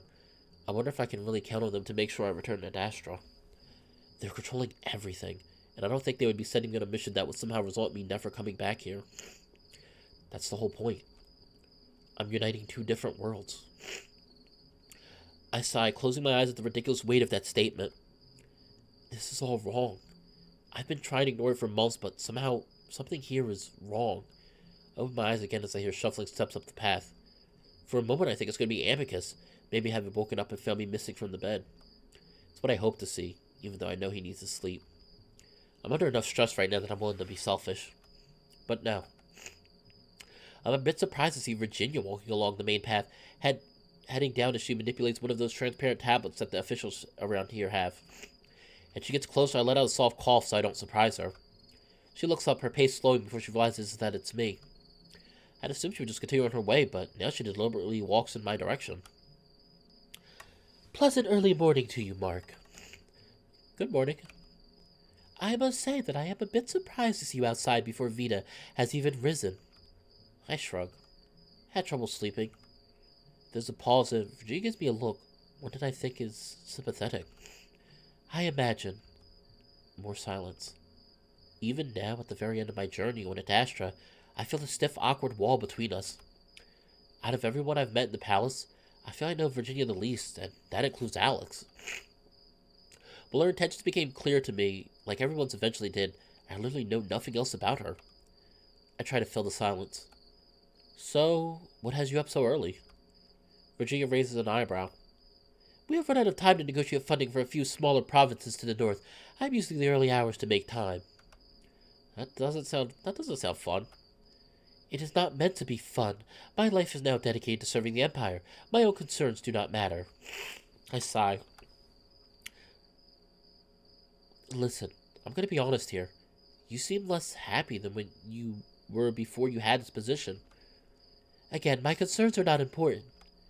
I'm not saying they are. I'm just wondering why you wanted this position if it's only making your life worse. Virginia gives me a long, hard look. It always seems like our conversation becomes tense if we talk for more than 3 sentences.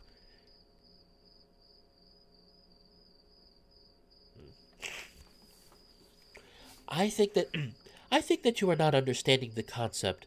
My concerns do not matter. I do not matter. What does matter is the work I do. So, you just wanted to run the Empire in a more efficient way, or something? Yes, or something. You could just be blunt like the Chemians are and tell me. We get to the point, and then you wouldn't have to be so angry all the time. The look over his face has me raising my hands defensively. Alright, sorry. I know whenever I talk, I just pissed you off, so I'll just stop. What has you so brash this morning? Everything. I put out my hands to either side of myself, just to indicate the whole situation I'm in. But at least I'm not always, I don't know, acting like you're just an annoying distraction. Hell, even Cassie acknowledges my presence more than you do. I mean, it's a bit late now, but considering I'm in a relationship with your brother, maybe we should get to know each other when I come back? Virginia regards me for a moment, then takes a deep breath.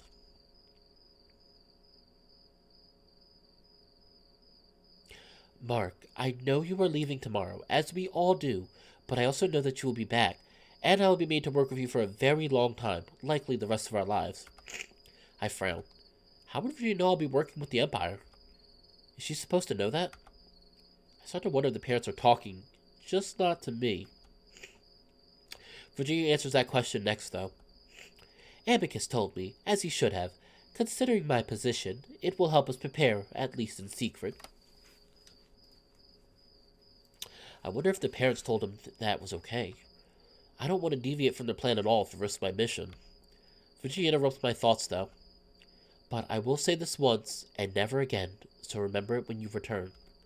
I wait expediently.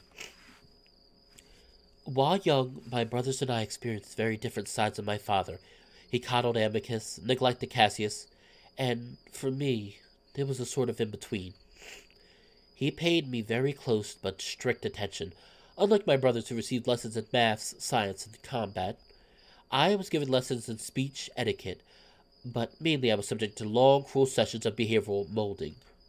He altered who I was as a person, something he would never do to his sons. Oh, why? All I understood at the time was that he planned for me to occupy a prestigious position in the Empire. Still, I hated him for it. I felt almost no emotion when his sabotaged ship crashed. Oh.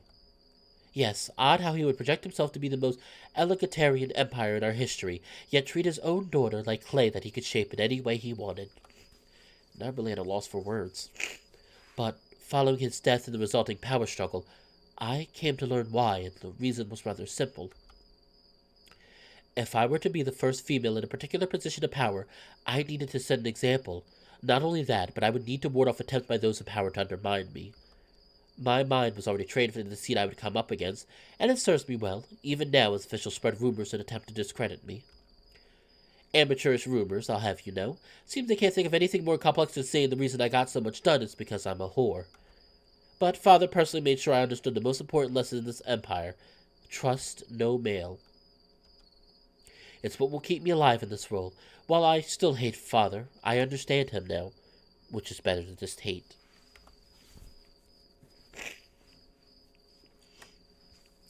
Through all of this, I can only sit there awkwardly on the bench. Okay, so is that why you treat me the way you do? I'm a male and you can't trust me?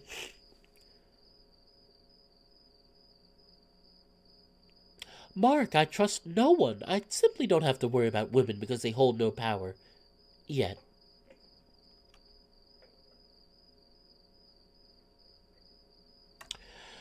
I don't agree with her the way she thinks, but I can understand it. So pretty much she's I mean, I guess I can kind of understand it. She's very defensive. She doesn't trust anybody, like she said. Okay. I mean, I guess I can understand. Like she said, she's the first woman in a very prestigious position, and so because of that, I guess you think when you're in a serious position, regardless whether you're a woman or not, you always have to be very careful with who you make friends with, because it's very easy for your friends to backstab you, and especially if you tell your friends too much, they can betray you and give that info to other people.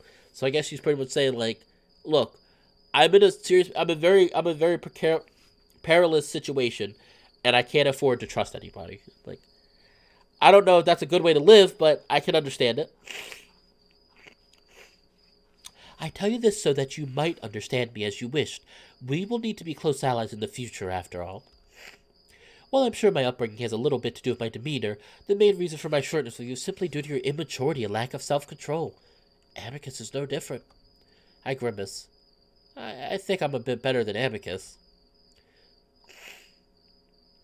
Yes, though he is growing into his position well enough. I'm sure you will as well. I'm not sure if that's encouragement or an insult. And thank you for saving my brother. I don't believe I've had the chance to say that yet. I know what I just said, but he is one of the few I can trust to be himself. Okay, I think she cares for her brother. I think she does like her brother. Like, despite he's immature, but I still love him.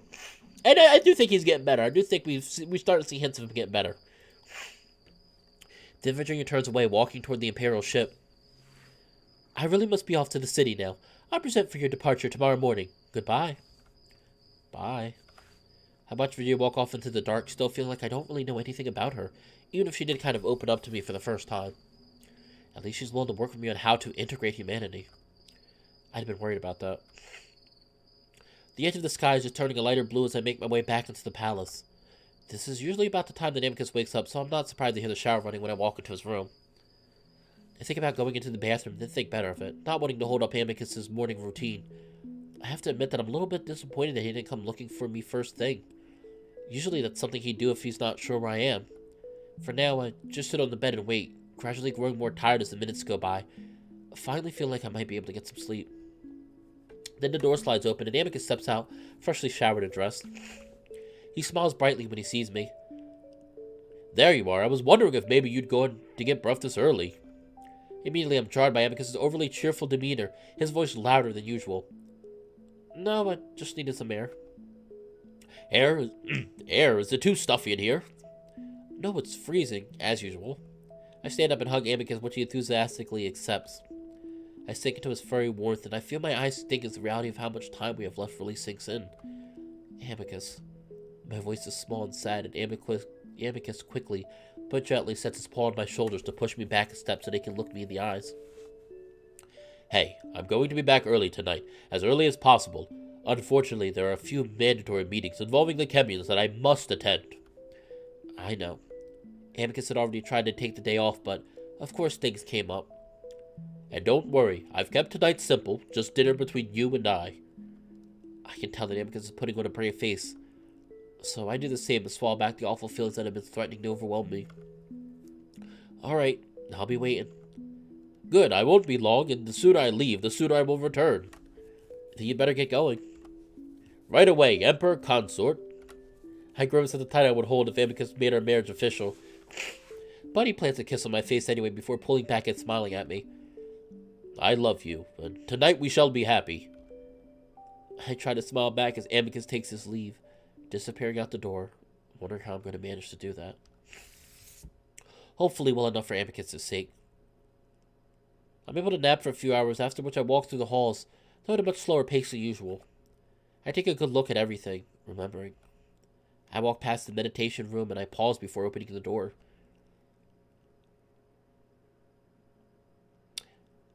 This room looks very similar. It looks like it changed a little bit, but it looks very similar to the room in the beginning when we were in Italy, the boardroom.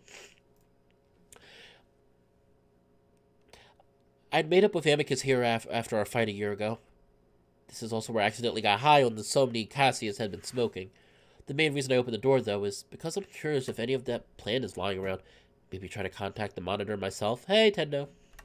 Welcome back. I don't see any. Remembering Cassius' horrible experience gets me to give up pretty fast. I'm not wanting to be tormented by the monitor because I didn't follow their plan correctly. I head on to the gardens like usual, taking in the beauty of the arranged foliage for the last time. I remember my first morning here with Alex. He'd been so helpful and kind, and I feel some sadness at the idea that I'll probably never see him again. It's dulled a bit as I also remember that he'd only been sizing me up for manipulation, even then. While I feel our friendship had been partly genuine, I know that what he's done is something I can never forgive, even though Cassius was able to. I head back in for a light breakfast, sitting on Amicus' usual bed. I watch the screens as I do, not surprised to see Amicus' face pop up a few times. He is the Empire, after all, but I am surprised to see my own face, and I know immediately they're talking about us speculating.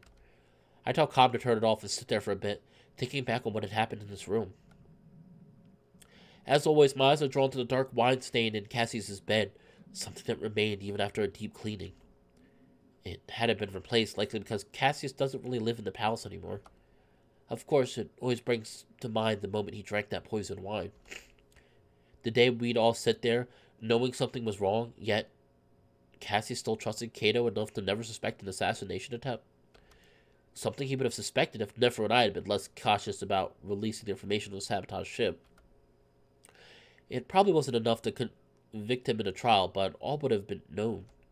Even now, I'm not sure why I'd handed the wine to him, knowing it would end badly, knowing I should spill it, just like I did my first time serving.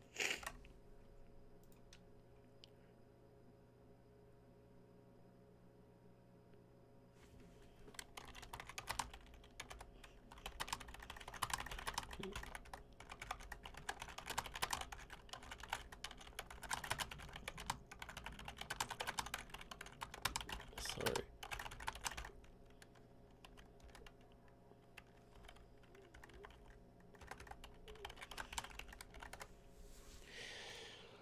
Okay, there we go. Yet, I did what I was told, almost like a robot. Maybe because I'd been conditioned to do whatever the wolves told me.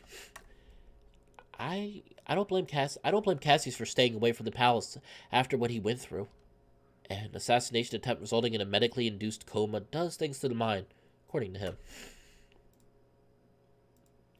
I wonder if that includes forgiving a spy that's partly responsible for dozens of deaths. Feeling slightly nauseous, I send the rest of my food back. What? Leave me alone. My boyfriend was telling me he had to go, so I was telling him I'll see him later. Well, hopefully we can... Hopefully. I was going to record a video, but it's already 8 o'clock. I'm probably not going to record a video today. And tomorrow... Well, we did 4-letter word, which I'm really loving. I'll think about it. I might record a video tomorrow. I might take a break. I'm going to finish the story I'm working on, which I do. I need help editing. I need help. I need to hire an editor. I really love writing, but I'm just like, I need an editor. Feeling slightly nauseous, I send the rest of my food back. I decide not to think about Alex anymore, feeling like the cat had never gotten what he deserved. I need to distract myself until Amicus gets back, so I head for the baths. I'm ready, just in case.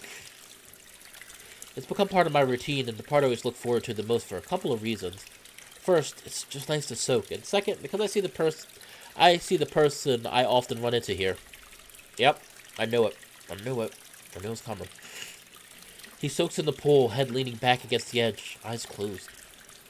While I may have lost my friendship with Alex, I gained a great one with Nephro. Good thing, too, considering he's the only other sapient that's regularly in the palace during the day.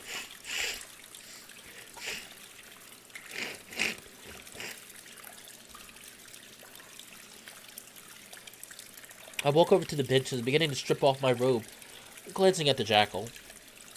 You know it's not safe to fall asleep in the bath? Nephro shifts, raising an eyebrow, even though he keeps his eyes closed. I appreciate your concern, but I feel that the sensation of water filling my lungs would be sufficient to wake me.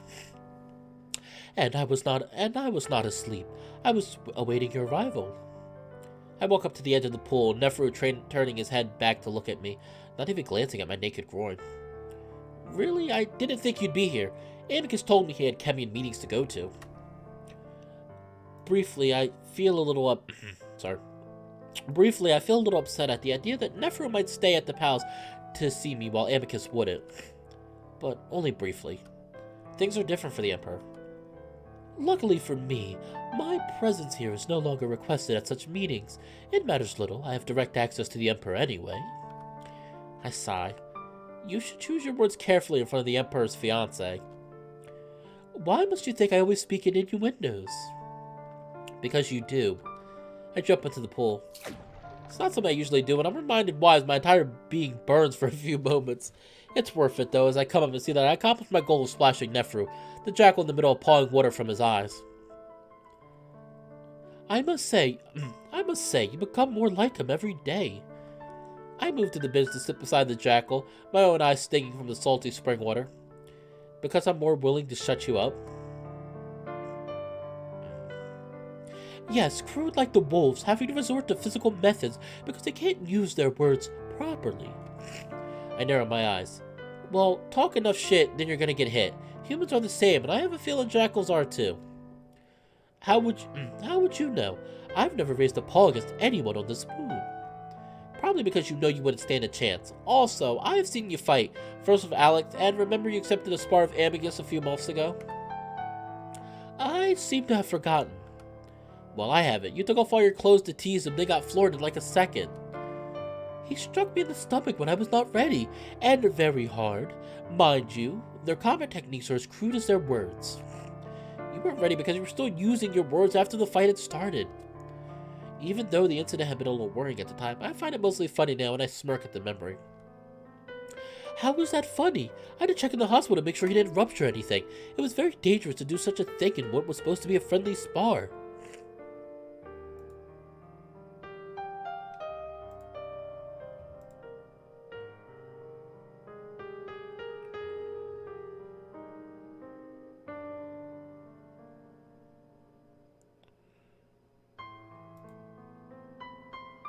Sorry. How was that funny? I had to check in the hospital. Oh, wait, no. I think it was the way you went from showboating to making the weirdest noises after you fell on the ground. Amicus probably did take out a lot of his built-up frustration in that attack. Unfortunately, it resulted in even more tension between the two of them, which makes things difficult because I like them both. I guess Nephro at least still talks official business with Amicus. Nephro huffs. And like that blow, bringing that up is rather low of you. He's right. My mood is a bit strange today, and just like with Virginia, I find myself being more blunt. I shrug. Well, so is making shitty comments about all wolves. Nephro sighs loudly, seemingly at a loss for words. A rare sight. I start to feel a bit guilty and clear my throat, changing the subject to the subject I'm not really sure how to explain to the jackal. So, I'm leaving tomorrow. Nephro's eyes light up. So I have heard, which is why I wanted to be sure that I would see you today, although I'm starting to regret it considering your mood. I slump against the ledge. Sorry, I'm feeling weird today. I'm just overwhelmed with everything that's happening. Well, you'll be returning, won't you?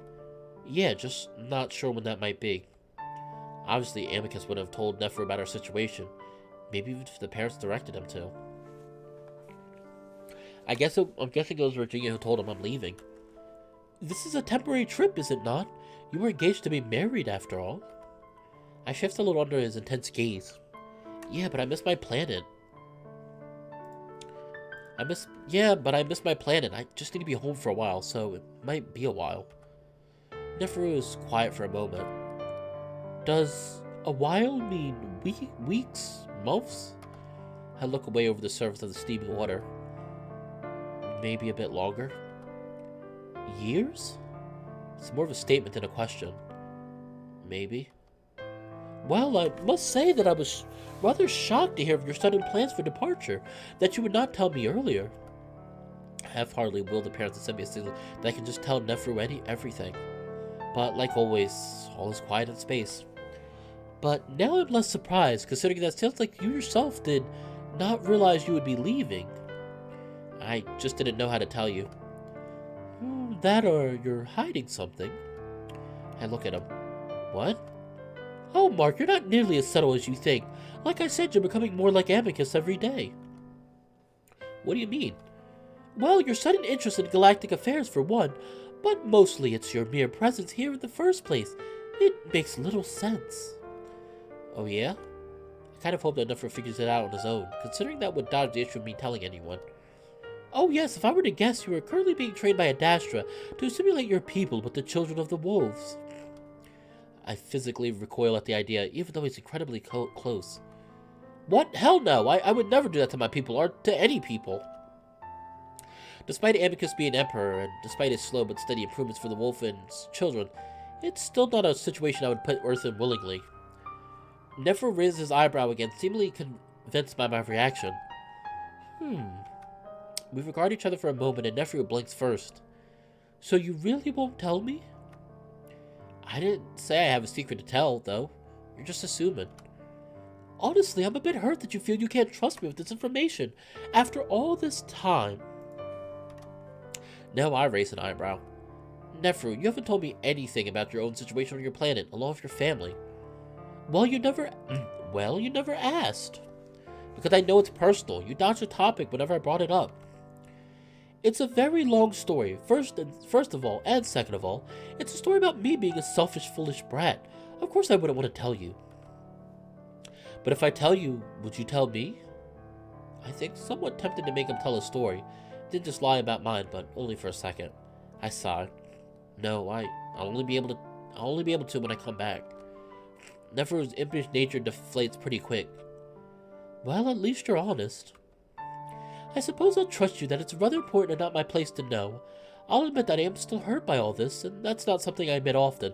I see, even Nephro grew a little bit, like, at least for us, like, he still acts the same way, but you could tell, like, he acts more open towards the MC, like, he's more, I guess you could almost say that him and Nephro and the MC are friends. Sorry, I promise you'll understand once I'm back. Again, I wonder if I'm already admitting too much. But years? I can't predict where I'll be in that amount of time. Back on Chemia? Possibly if all goes well. I'll visit. I'm a citizen, remember? Well, they rarely allow use of the stretch for only visits, but being the Emperor's husband might make that easier. Yeah, I'll convince him. It seems to bring the issue of my sudden departure to a close. We sit there in silence for a long while, then I place a hand on Nephro's knee. It's not something I would have done in the past, considering the Jackal's reputation, but nothing about it feels sensual. Instead, I do it out of pure solidarity and friendship. And I wanted to say thank you, Nephro, for everything. I don't think I'd be alive if you weren't there for me. I know you had your reasons, everyone did, but thank you. It is the duty of all Champions to protect any sapient fleeing wolf in violence, whether they be sibling, child, or, as you happen to be, abandoned. I'll believe that after I visit Kemi and have a look for myself. I'll be your tour guide. And Nephro, you can tell me what's going on with your family. You can still tell me what's going on with your family if you want. Definitely not. Do you really want to know? The situation is complex, unresolved, and seems to always be changing. I mean, yeah, I'd like to know. It seems really important to you, but it feels unfair that I make him tell his clearly painful story without my own. Again, when I'm back, then we can trade. I wonder if we'll find out more about him in Kemia, because we really don't know that much about him besides he's the second son and he's kind of like looked down upon. Why he's looked down upon, we don't know, and I'm really curious to see what he did exactly that made him lose favor with his father, aka the Emperor of Kemia. Deal. Nephro stands up, stepping up to the bench before reaching down to pull me up. Now, let's go for a walk before your wolf returns. I would like our last conversation to be of happier things. I take his paw, letting him pull me up. Then the two of us step out of the pool to towel off and dress. Nephro is easily able to shift the conversation to things that are light and interesting, and it almost makes me forget that I'm leaving. Oh, I thought we were... Alright. Going away again. And so this Wolverine actually believes that the Imperial family would even consider apologizing for the war. Absolutely asinine, if you ask me. Sounds reasonable. What? No, Mark, it is not. We suffered the heaviest casualties. But wasn't it started by the Empire? No, it was started by Chemian provocation. Haven't you learned the history? Well, yeah, but attacking a planet full of sapient children wasn't the best way to respond. We attacked the Chemian bases with weaponry which happened to be on a planet full of children. They were never fired on directly. So says the Adastrian history books. Why would you assume that? It's not a good argument to just whip out assumptions that there are lies. My father never lied. Dueler is a pharaoh. Okay. I'm basing off what I learned from Chemian history as well. I'm not only learning about Adastra, you know. Amicus is quiet, but still looking huffy, so I lean over from my side of the couch to touch his shoulder. Listen, I'm not saying your father is a liar. I'm saying that sapiens as a whole are. I know because humans do the exact same thing when we write our history. You should have a bit more pride in your species. How will you lead the humans otherwise? Actually, I think pride is the biggest woven problem. Amicus just goes quiet. Oh no. I think I hit a sore spot talking about his dad, and although I'm enjoying our usual somewhat intense banter, I don't have as much energy as usual. Sorry, I shouldn't talk about things I don't understand. Amicus looks at me with surprise.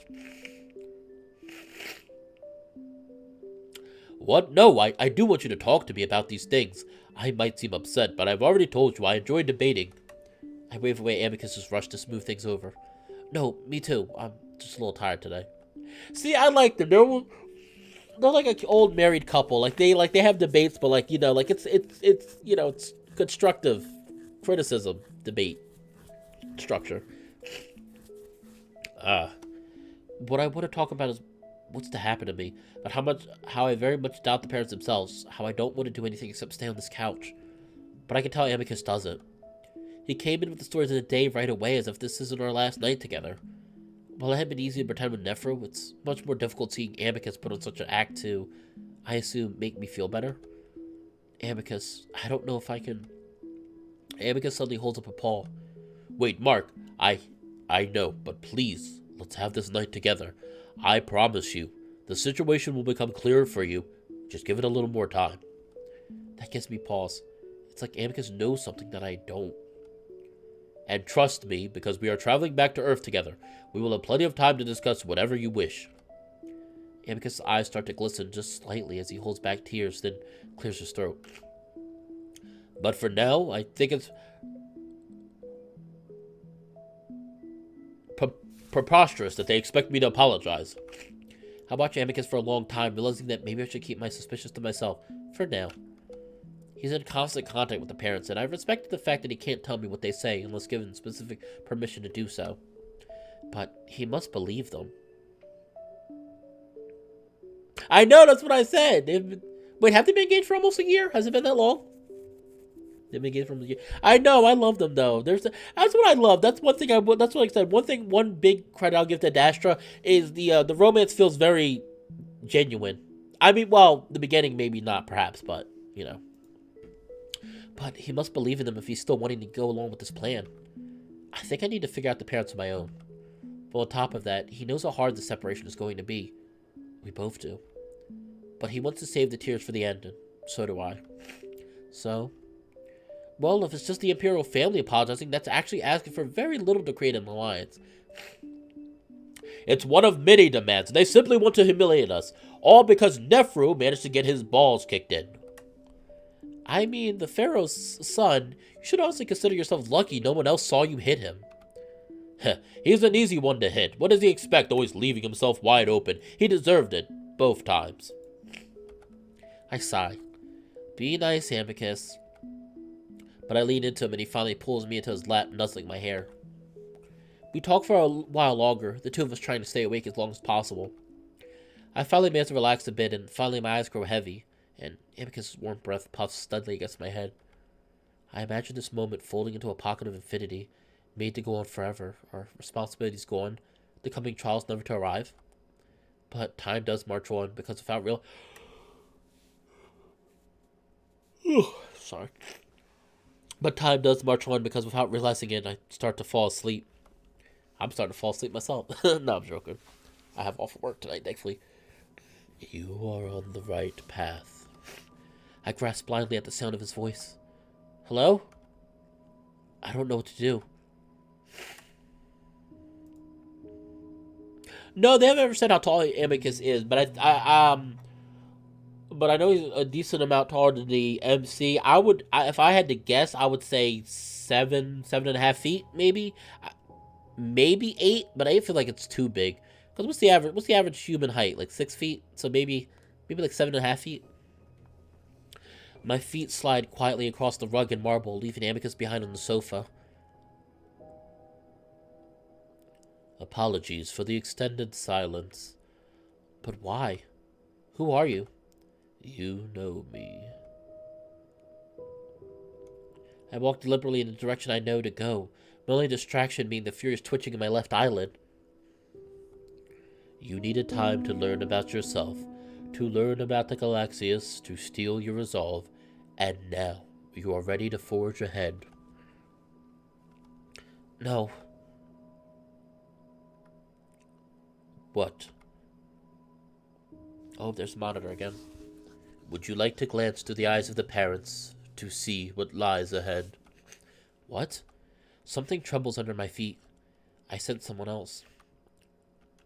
He does too. I move my mind towards a presence, towards her. This way. No. He watches me, and for the first time I sense something from the dragon that almost feels like worry. Don't be distracted by rogue entities. This is dangerous.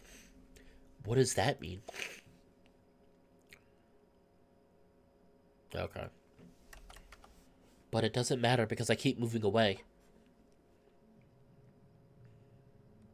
This presence, I know her.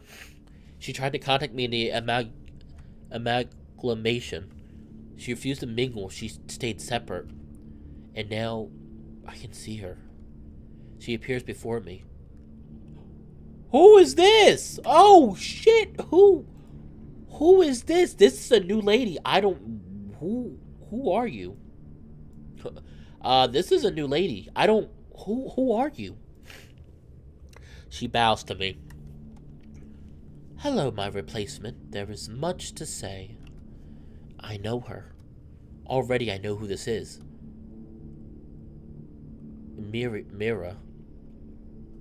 Wait, whoa, hold up. Isn't Mira the one that supposedly sacrificed themselves so their husband would focus on the kingdom or the Galactus or something? This is her? Ooh, I'm interested to see. This is, ooh. Okay, okay. Let's see what happened. I checked the wings. Okay, so he's 7 feet. Okay. So Amicus is right. I said like 7.5. I was right there. Ah, so you do possess a notable level of intelligence. I'm confused, unsure as to what's happening, why it's happening. I swallow, or at least I do mentally. I still feel out of body, anchored to nothing. I'm just an observer from an unidentifiable point in space. You say I'm a replacement? My replacement, yes, though I suppose that label isn't entirely accurate. You're more of a successor. My concentration on summoning myself a body begins to yield some results as I see the outlines of my torso and legs below me. Though my inability to complete their request has thrust some of these duties upon you. So yes, a successor, but also a replacement. I finally materialized the majority of my body, solidifying its shape beneath my point of view.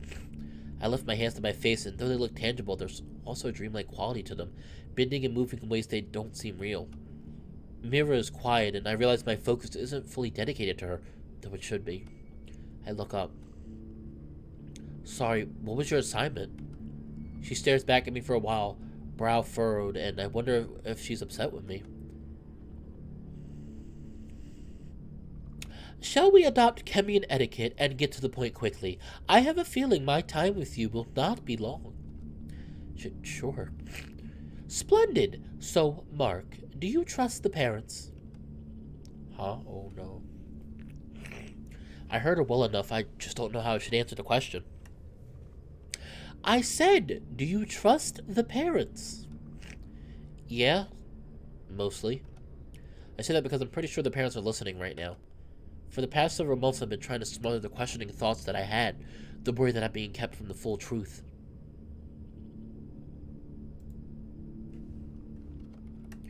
That's mainly because I don't want to jeopardize Amicus's plans, his future goals.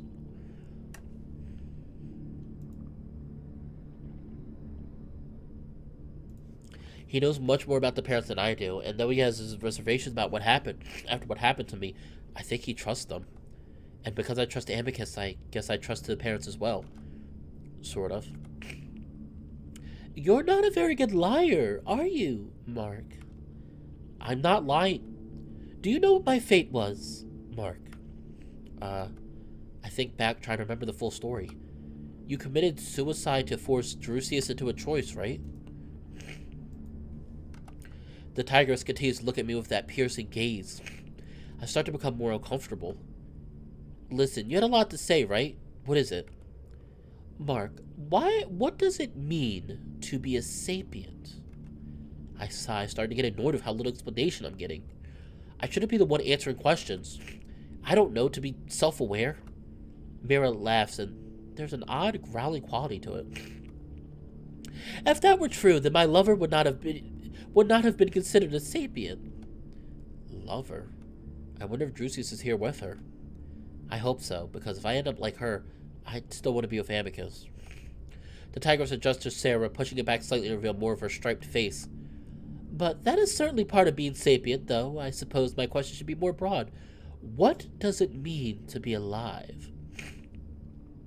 I sigh, opening my mouth to tell her I don't know before Mira answers anyway. Agency, the ability to make your own decisions. The tigress becomes serious once again. Consider that the parents claim to hold life above all else in the universe. With that in mind, does the concept of what it means to be alive merge with the goals of the parents? Does it merge with what they are doing to you? Now I see where she's going with this. I don't have a choice. The tigress pauses, and I think I see her smirk a little. No, you do not. Now they attempt to right this fallacy by re-establishing choice, by telling you that you do not have to follow their guidance. But in my experience, the alternative was a scenario which threatened my very life. a sapient life which they claim to hold dear. I think of Amicus's choice, a choice which wasn't really a choice at all for the wolf. How can they proclaim themselves benevolent if they threaten the life of the individuals they manipulate? How is that even possible when they use our very lives to manipulate the ones we love? I grimace. It's almost like this tiger is reading my mind. I could not stand for it, thus, here I am. They try not to interfere. They say they don't want to interfere, yet they've set plans in motion to take power from the Empire and govern the siblings directly. I stare. How do you know this? Mira is asking the right questions. She is answering what we've been saying for a while, that the parents, it really does not match up what the parents are saying with their actions. Kato and Scipio don't have it, and Mira is a tiger. Okay. The tiger glares. I was privy to every one of their plans, even those 10,000 years into the future. I try to comprehend that, but didn't shake my head. But isn't their goal not to interfere at all? They're just trying to set us on the right path. Taking full control would go against everything they say. So they say, yet they are stepping in to directly control your every move. Your thoughts. Soon it will be the entire Galaxius. I shake my head again, but Mira goes on. Did you ever wonder why the intel you gathered on Kato's sabotage of the Empire ship was never utilized, seemingly pressed to the back of the minds of all who knew of it? Information that could have brought an end to the struggle in a much more peaceful process. I narrow my gaze on the tiger, starting to feel uncomfortable. Why did you hand the goblet to Cassius, despite knowing what would follow? Now I start to feel really uneasy, looking carefully at the tigress. How do you know this? Are you watching me? Mira's image seems to quiver. I am always watching. I lurk outside your windows as you work. I sit in your closet listening to you breathe as you sleep. I creep up upon your bed, willing you to die. Her voice takes on an odd tone, becoming muffled, staticky, like it's coming through a phone speaker. Yet it grows louder. What?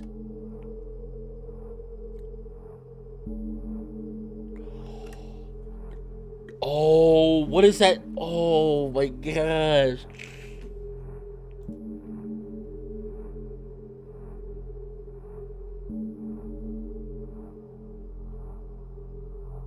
I think there's some unspoken implication that Drusius took the forehead markings from the tigers to honor Mira's link to the Imperial Wolves. Preview art of her. Huh. That's interesting. That's good to know. Somebody made a good point earlier. They said Mira has the marking of the Imperial family, so she definitely is a descendant. The back of my neck prickles. The hair is rising as Mira begins to disappear.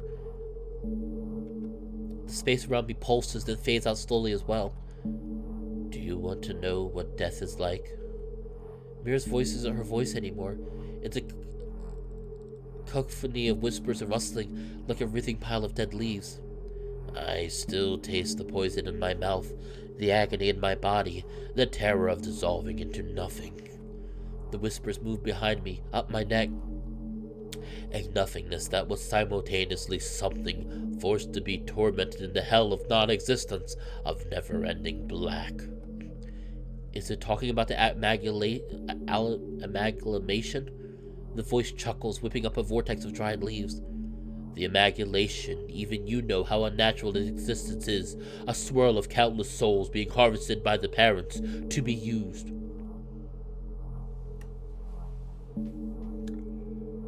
Yo, fuck the parents! Fuck the parents!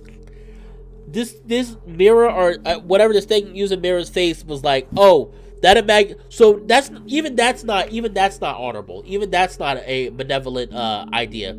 So the amalgamation, apparently this thing is hinting at that there's a more sinister meaning for that. Sinister purpose for it. I start to try and pull away from this thing. This creature that is no longer Mira.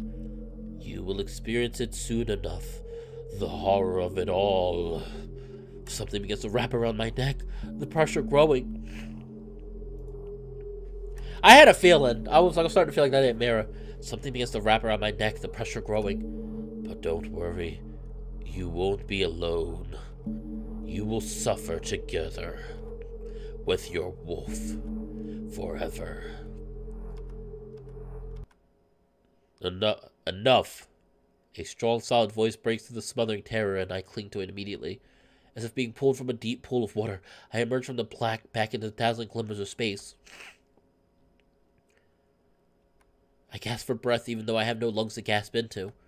The monitor looms before me, exuding its stifled combination of frustration and concern. Are you alright, Mark? The fear I've had lingers, but I'm able to steady my nerves enough to talk. What the hell was that? The monitor stares at me for a while, thinking, contemplating something. The other. I'd already suspected that, but to have it confirmed makes my heart sink. I was told it wasn't here yet. Where you are now is not where you used to be. But why was it Mara? It can take any forms its host can imagine, speak any words its host might imagine. The dragon looks pointedly at me here. Host? I said something like a sigh from the reptile. You were the host. It was simply using your doubts against you. I think, trying to remember everything Mara the other has said. Something still doesn't feel right.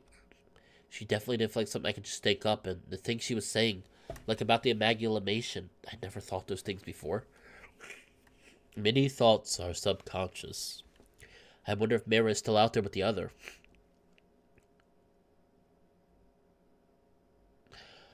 The true Mara is in the amalgamation, and though she may have come up short in her duties, she still rests happily with Drusius. You're a liar. You're straight lying. You were lying. I don't believe him at all. Because like, oh yeah, she's in the amalgamation. No, she's not. That was maybe that wasn't necessarily her, but I think that was part of her. Oh, I hate this so much because the other, I don't know why, I'm getting some really heavy Mass Effect vibes. At least Mass Effect from how the original trilogy was supposed to be, because the third game we got and the Reapers, the reveal for the Reapers doing what they do, was actually not what originally was supposed to be. Originally, what it was supposed to be was much more interesting and much more gray, a much more gray, morally gray area, and I'm starting to get those vibes from this. Yet I can't help but feel that must have been part of Mara, a mixture of doubts between me and her. Can the other store bits of memory that people that it's come into contact with? Do not worry yourself over things that do not currently matter. What matters now is your doubts. Despite what I've just been through, I feel a flare of irritation at the dragon's nonchalant attitude. Even if that was the other that brought it out of me, at least now my worries are out in the open. Well, you heard my doubts. What do you have to say about them? The monitor bows his head slowly, closing his eyes. It is worrying. Is it? Well, now you know how I felt the past year. I'm defiant even though I'm scared. I might have just screwed up Amicus' destiny if they know what I think now. We've always known. We had simply hoped that those feelings would fade with time. By just not saying anything on your end, I have no idea what's going on. We mustn't interfere. I don't care. If you don't start telling me what I'm doing and why, then I'm going to go follow Mara. You care about choice? I'm making my choice now. Either you tell me or I walk out. I'm bluffing, but only partly. There's a small bit of me that's determined to follow through on that, and I think the monitor sensed it too. I'm just done. Again, that big heaving sigh. Providing you with knowledge ahead of schedule makes our ability to see blurry. I shrug. Better than me just leaving, right? Now tell me about your future plans. The amalgamation, why your moral compass is so fucked up. A typical pause. I'm sorry, but we cannot reveal everything to you. At least not yet. But we can at least tell you the plan we have set forth for you.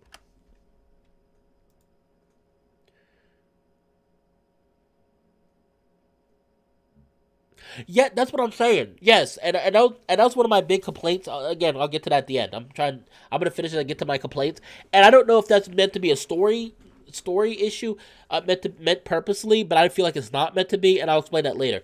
But like the parents' power is very inconsistent throughout.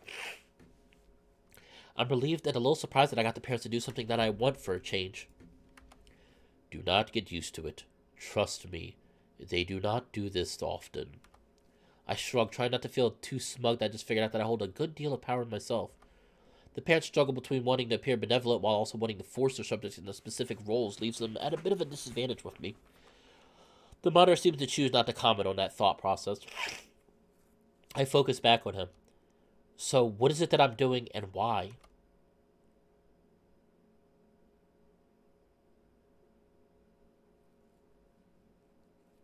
Oh, they're not gonna tell us.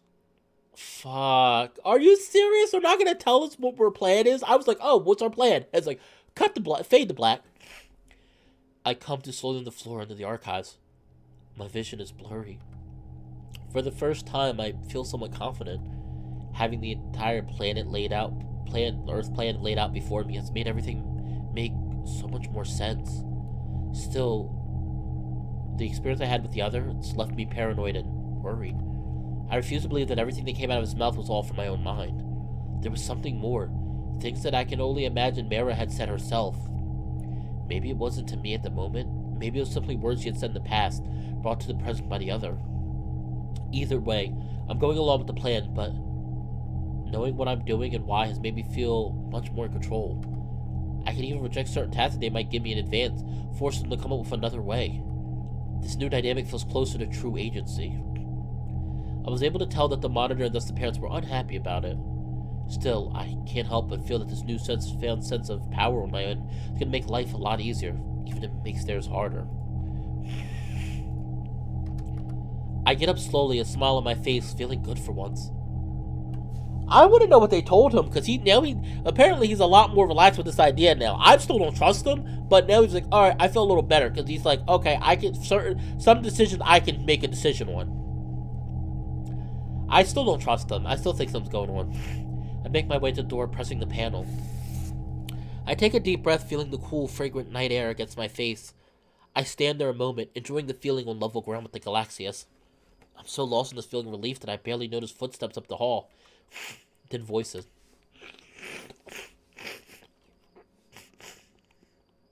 Laughing and talking. I just stand in the doorway, suddenly recognizing those voices. Cassius, stop! We need to be quiet! Alex's voice is a hushed whisper, though I can tell he's trying not to laugh.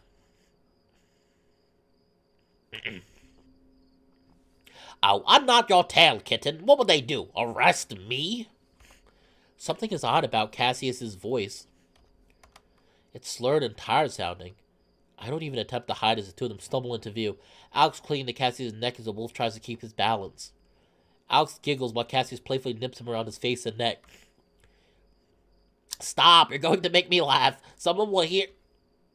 Alex spots me and pulls away from Cassius, standing stiffly to the side. Alex, what are you doing? What are you doing with Cassius? What are you doing with Cassius? Do I need to beat a bitch? Do I need to beat a bitch? Huh? Do I have to be a bitch and kick your ass? Cassius, not having seen me yet, tries grabbing at him, but gets his paw slapped. Ouch, not so rough, my joints ache. He stares at Alex, even as the cat tries to nod in my direction to tip the wolf off. It takes a moment, but eventually the white wolf gets it. What is it? He looks at me, takes a moment to process it, then stiffens up as well. Oh, ape creature. I frown, wondering if he's forgotten my name already.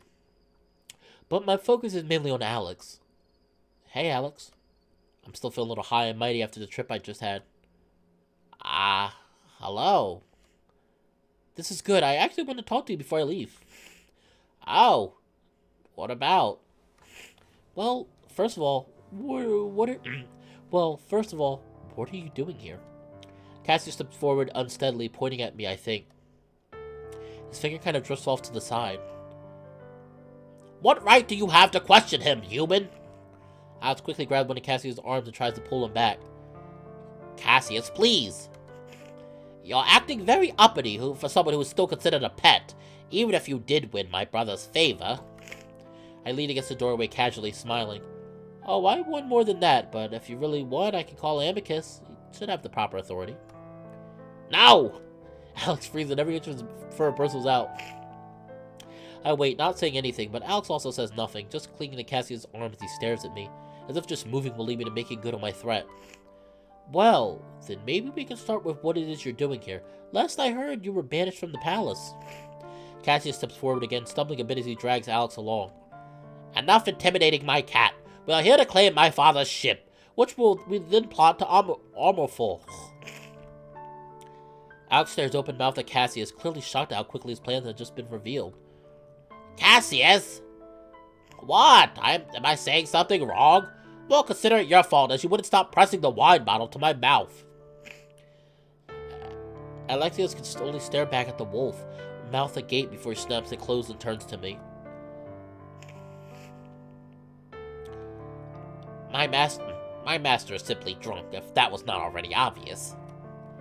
I am perfectly coherent despite my slightly inebriated state. Coherency isn't the issue, Cass.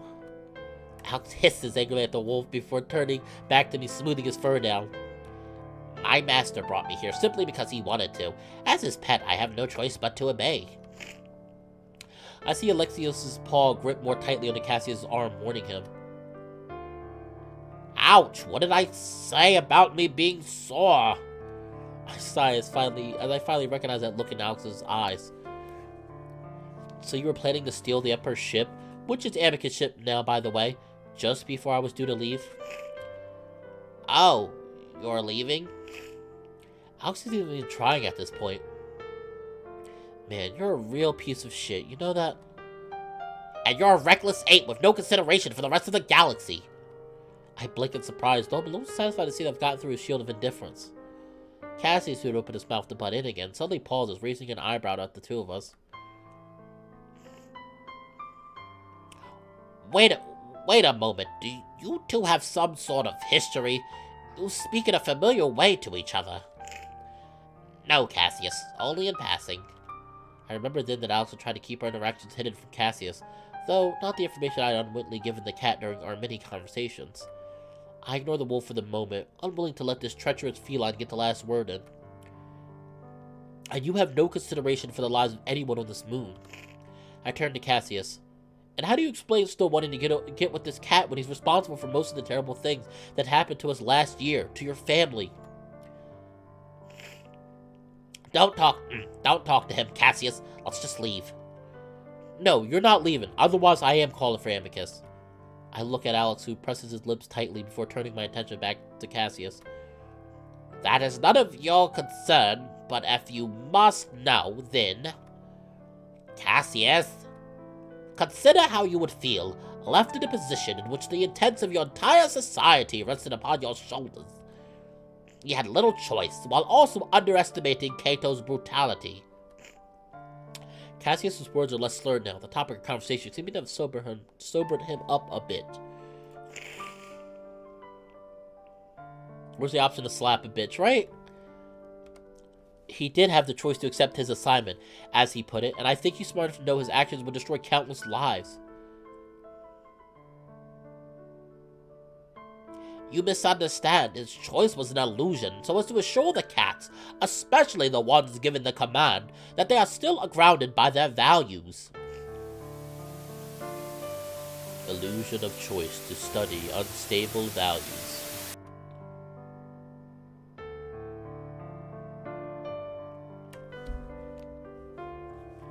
I don't like that though. I really do not like that. Giving the false illusion of free will when I don't like that. I fully understand this, and so did Amicus when I explained the situation. We have both been left in such positions before.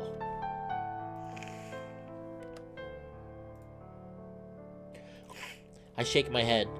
How can you not blame him for the destruction and death of your people? Mark, he is only the stylist. I blame the hand of his government that wielded him like a disposable tool.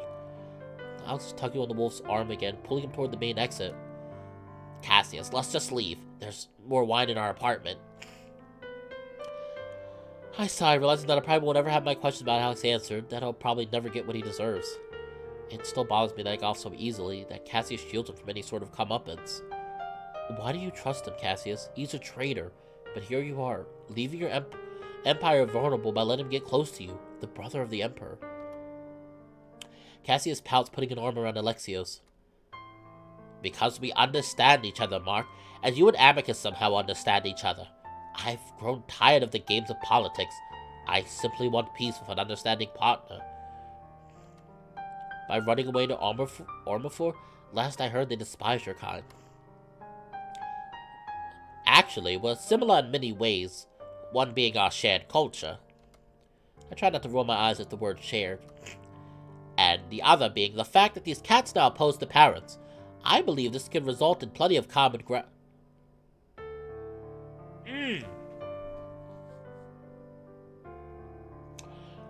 I had called this theory out, and it just has been verified. Alex wants anarchy because he wants to defy the parents. Because at first I was like, why would he want anarchy? And then later on I was like, maybe he wants to defy the parents. That's literally what Cassius is just admitting. Cassius saying he wants that because he wants to defy, more in the sense of he wants to defy the parents. Come on. Alex yanks the wolf, making Cassius yelp before stumbling after the cat. Oh, son of a whore! Alex, you're lucky I'm drunk, otherwise you could have seriously injured me. I watched the two of them disappear through the exit, part of me wanting to call security and have the cat arrested for trying to hijack Amicus' ship. At the same time, though, I wonder if it'll do us any good, considering what the cat has already gotten away with. Still, I feel like Cassius seemingly wanting to abandon the Empire, while drunk or not, is something Amicus should know about. I decide that I'll tell Amicus, but we're both on our way back to Earth, and he has time to think over what he wants to do about this. As for Alex as a whole, I suppose his motivation and Cassius' willingness to defend him makes a little more sense. We don't always have a choice, especially when those in power seek to manipulate us. If we really want to break free, we have to make our own choices. Yep. So things are making a lot more sense now. Oh, it's been almost 3 hours. I'm finishing this today, though. I head back to our bedroom, suddenly extremely tired as the euphoria of the night begins to wear off. I feel like days have passed. So when I find Amicus in the same position on the couch, I practically fall back into his arms. A lot more sense now. Oh, it's been almost 3 hours. I'm finishing this today, though. Here we go. He shifts when I do, then hugs me tight before falling back to sleep. I wiggle myself deeper into his embrace before doing the same, falling asleep almost instantly. It only seems like a second passes before I feel myself being moved around. Then I feel Amicus' paw on my head, gently nudging me out of sleep. Hey there, love. Hey there, love. It's time to get ready. Oh my gosh, we're leaving. I stand off to the side, watching Amicus load up the ship while checking various gadgets. Virginia and Nephro make small talk that kind of makes it feel as if I'm not going away for 8 years, that everything is still normal. Then I have to remind myself that this isn't normal, even though it feels that way now. Yeah, basically Alex got Cassius drunk. I mean, but Cassius did open up. Cassius really does like Alex. He really does love Alex. I hate it because I feel bad. I feel a little bad for Cassius now. With that sense of things, because it also makes me be like, does Alex actually really like Cassius? I don't know if Alex really likes Cassius as much as he's just manipulating him. Then I have to remind myself that this technically isn't normal, even though it feels that way now. Finally, Amicus walks up to us, brushing his paws together. Well, it's about time we're off. I should be back in no more than 2 days' time, Virginia. I certainly hope that to be the case. Considering how much work will pile up, I'll try and keep the Empire from rebelling while you're gone, though. Thank you, Virginia. And I look forward to our next reunion, Mark. I hope your experiences contribute to a more disciplined character. Thanks. Of course. Virginia sticks out a paw and I blanket it on, realizing what she's doing. The way I first greeted her, I bend to kiss it. Goodbye, Mark. Oh no, I'm gonna cry. I'm gonna be crying at the end, aren't I? Because Virginia actually, I think like despite her demeanor, you have to admit, like you said, it's the way she was raised and the fact that she's in the position she is. But I really do think she cares for Amicus and she cares for us to a degree. The MC. I step back awkwardly. Bye. Then Nephro's paw sticks out. I hear Amicus sigh loudly next to me. Why? Why are you so mean to him? Amicus, Nephro is so nice. I don't humor the jackal though. Instead, just forcing it into an awkward handshake. That's a new one. Another human greeting. I'll have to show you more when I see you next time. Whenever that may be. It'll happen, I promise. Nephro raises an eyebrow at my assuredness, but nods. Well, here's a Kemian goodbye, one between those who are close. He then leans down, pulling me forward. My chin rests on his shoulder, his paw coming up to rest on my head, his cheek pressed to mine. May Avito be with you on every step of your journey, brother, and may he help you to find all that you seek. I expect to hear Amicus make more noise of disapproval, but it's quiet. Oh no! Why are you doing this now? Like Nephro is gonna miss us. Virginia's gonna miss us in her own way. Screw Alex. Alex doesn't care, and Cassius. Screw Cassius. Oh my god! I'm gonna be crying at the end. I stand there for a few moments, then awkwardly put my hand on the jackal's head, hoping I return the gesture appropriately. I stand still until Nephro lets go and pulls back. Never heard you call me brother before. It's a farewell normally reserved for siblings. I haven't performed it since I last saw my sister Kemia, in fact. You see me as a brother? Close enough. Until we meet again, friend. No, Nephro! Oh my god, no! We're leaving! We're actually leaving! Thanks, and yeah, until then, Nephro. Amicus coughs awkwardly, stepping forward and putting his paw around my shoulder. Alright, see you all when I return. Virginia smiles and Nephro nods as we turn away from them, Amicus leading the way to the ship that's parked on the palace lawn. He jumps in first and reaches down to help pull me up. As soon as I'm inside, the door closes before I can look back. I'm struck by the fact that I haven't been inside the ship since I first got here yet. It's all so familiar. Alright, let me first make sure we have everything. Amicus walks around the back of the ship, looking at various compartments, looking into the utility closet that I had once been stuffed into. He opens the doors to his quarters, doing more checks. I move to the seat that I'd sat in a year ago and look out the window. Virginia and Nephro stand by the entrance of the palace, still watching. I wave and Nephro raises a paw in acknowledgement. Everything appears to be in order. Comm, initiate liftoff. Liftoff sequence engaged. The ship rumbles, though there isn't any sound as we begin to lift off the ground. Amicus sits heavily in his seat with a thump, buckling his seatbelt while I do the same. I watch out the window as Nephro, Virginia, and the palace grow smaller and smaller, along with the entire city of Adastra. It's not unlike taking off from the airport on the way to Rome, though this is much faster. Before I know it, the glittering city fades into a small, sparkling spot of lights on the globe of the moon. I stare out at Adastra, at the little patches of glittering lights indicating the cities, and at the long stretches of dark blue that indicate the oceans. That's when I notice Amicus watching me closely. What? The big wolf shrugs. Oh, just curious as to how you might feel at this moment. I must say, you seem less stressed than you had been last night. I go back to looking out the window, getting a last look at Adastra, along with the smaller Torque and the much larger Anchorus. I guess things just became clearer, kind of like you said they would. Amicus grins, though I'm pretty sure he doesn't know what I'm talking about. Sufficient distance achieved. Prepare to enter the stretch drive. Amicus reaches out a paw and I take it. Then you know that there is much ahead of us. Together. I nod. The other statement of suffering with Amicus forever echoing through my head as I watch Adastra get smaller and smaller. Then, it's gone, replaced with warped space and unimaginable distance. About 10 hours later. That's how much time we had before we get to Earth. We agree to stay up and treat it like having an entire day to ourselves. 2 hours pass by quickly as we lie on the cot as Amicus entertains me with the various foods we have stashed in the compartments along the wall. He's brought plenty this time. He'd learned his lesson the first time after he ran I had to rely on the less than savory protein mud shake. As for the space travel food, they apparently can't go bad. So we open every single one, taste testing and ranking them from worst to best. Amicus is surprised that our rankings are nearly opposite each other, even though I expected it. You're always wanting anything sweet, Amicus. Yes, because sweet is good. Sometimes, but I'd rather have more of something that's salty and savory rather than sweet. But why? It's like dessert all the time. There's a reason dessert is small and comes last, Amicus. I don't see the reason. Ever heard of too much of a good thing? If something is good, then there can never be enough of it.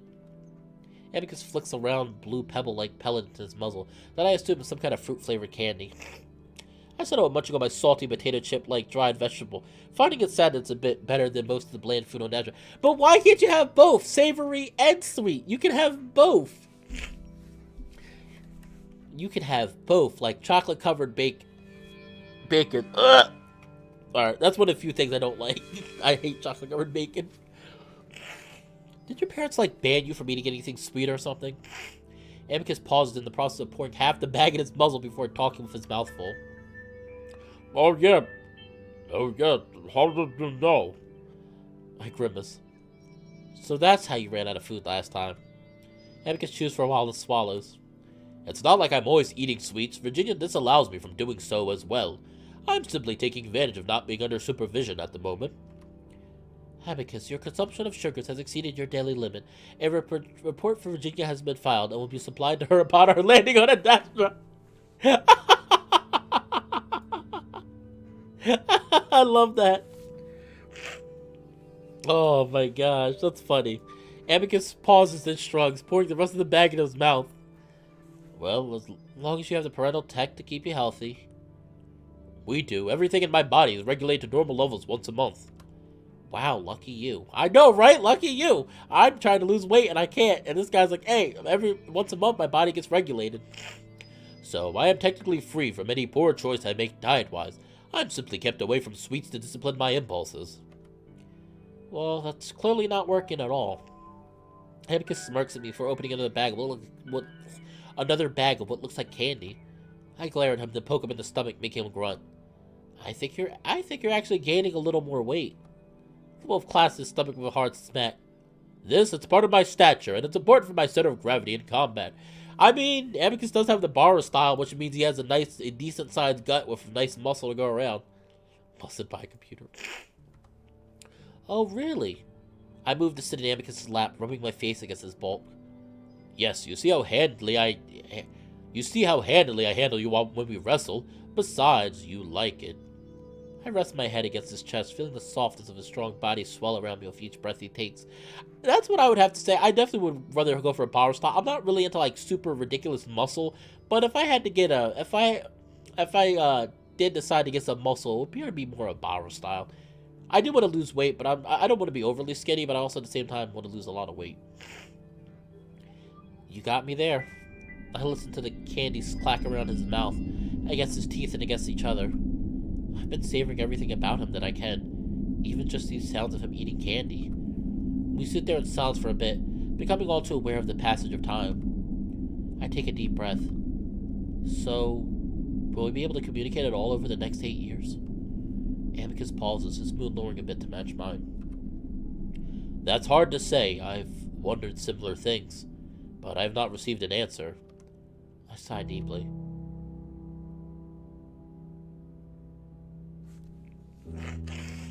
This music sounds very familiar. Sometimes I hate the parents. Amicus laughs, a stark contrast to how he would have reacted to such a statement a year ago. They are frustrating, to say the least. I have a feeling that we will, though. Yeah? Yes, they work in very mysterious ways. I believe it is clear now that the archives are not their only method of communication. I think the two of us joining together in, say, a dream would not be out of the realm of possibility. The confidence I had originally felt while leaving Adastra is fading away at this point. Instead, I feel that familiar feeling of dread and uncertainty take over my mind.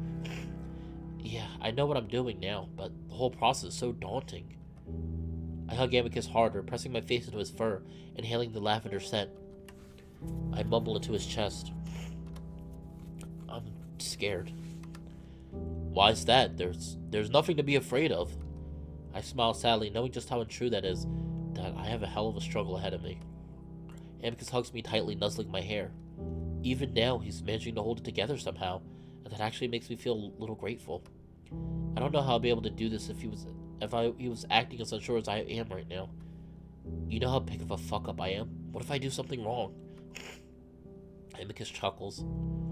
I feel that the parents would not attempt this unless they themselves were certain of success. Simply follow their guidance. I'm silent at that, and Amicus knows why. I know that what we experienced with Kato was terrible. They weren't able to see as clearly. I know that they are much more confident here. I call bullshit on that. Because either they can see or they can't see. He's like, well, they weren't able to really see the things with Kato. I'm like, yeah, but they're able to see thousands of years in the future, but they couldn't see a few months in the future. Okay. Something is going on, and I really hope we get answers. I don't think we're gonna get answers for this game. I really hope Kemi answers some of those questions, because I still don't trust the parents fully. Maybe they do want to do the right thing. Maybe they do, but the way they're going about it, I don't know. I don't know how I feel about being guided by gods that don't know what they're doing. Well, they are not gods, which is why they are prone to mistakes, but the time I spent communicating with them over the past year has left me a bit more confident in their capabilities. I squeeze my eyes, letting the small amount of tears that I built up get soaked in the wolf's fur so he doesn't see when I look up at him. Why is that? He smiles at me, placing a paw against my head and pushing it back down against his shoulder. Well, they have far more tools at their disposal than we do. I mean, they actually see the future in some ways. If I must trust anyone with my future, it would be the parents. Okay, so they aren't gods then. What she's already said. So they can only see the future somewhat? Amicus, don't trust anyone but yourself. I trust you. I sigh.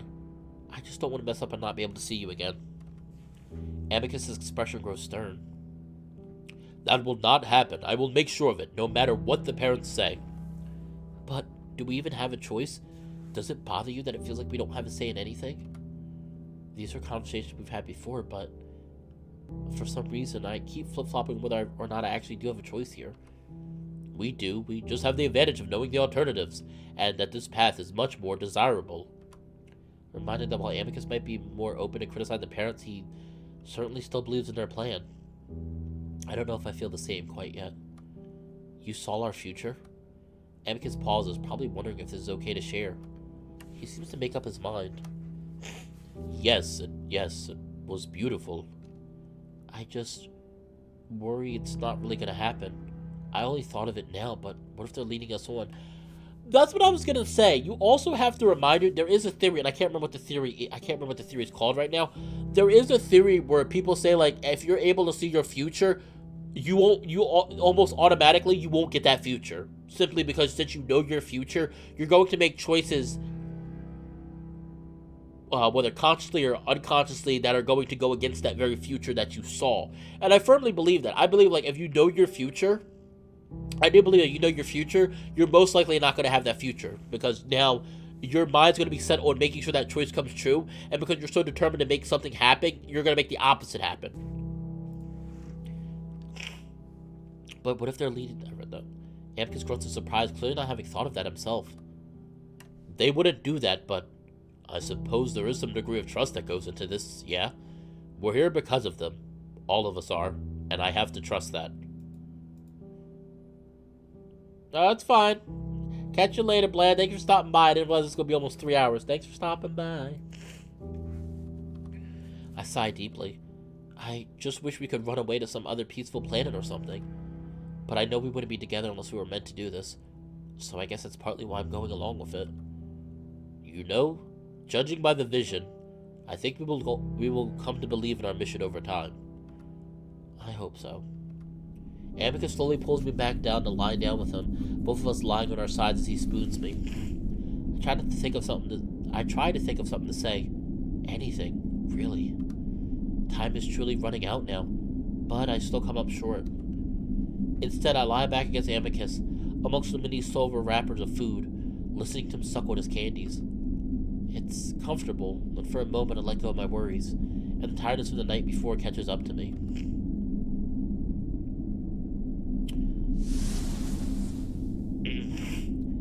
Exiting the stretch drive. Prepare for arrival in 20 minutes.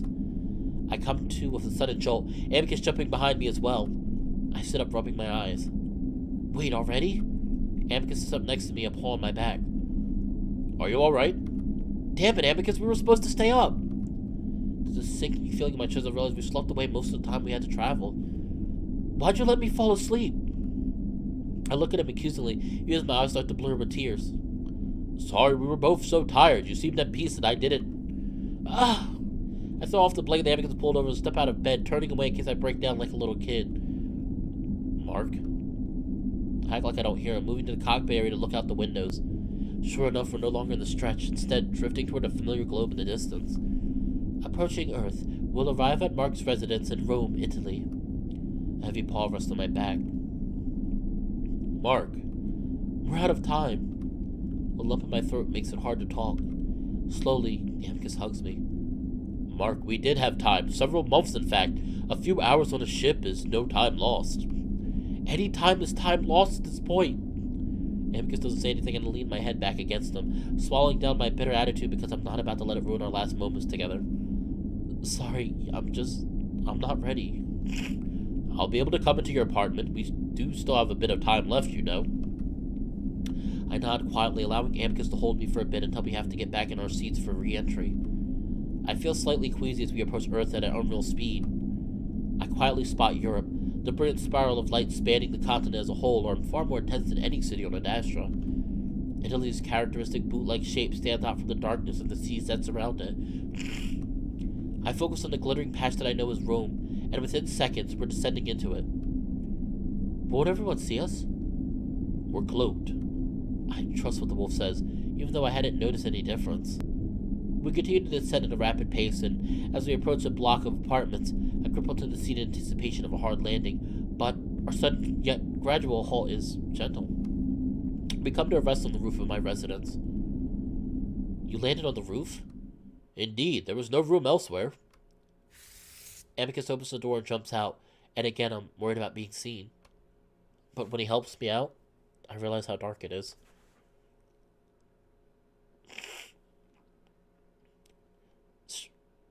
There we go. Stretch schedule and indicates liftoff should commence in 15 minutes. Another twist in my chest, we're down to literally minutes.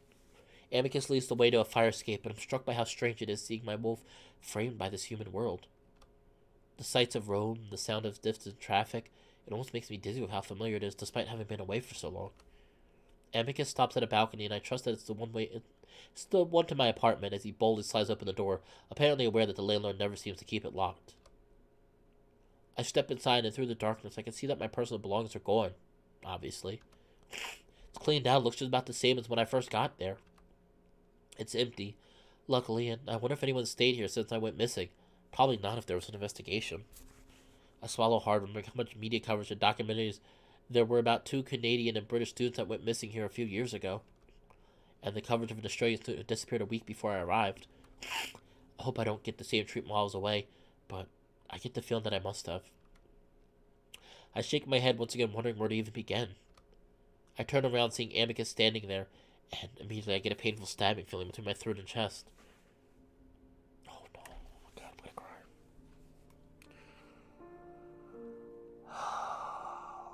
I'm gonna cry. This is oh my gosh. I'm gonna get ready to cry. I know I'm gonna start getting ready to cry. His pose and demeanor, this is gonna be the screen cap. His pose and demeanor, finally reflecting that our time together is coming to an end. We both stand a few feet apart, unsure of what to say. Well? Yeah. I suppose we should begin our farewells. Yeah. Till next time, at least.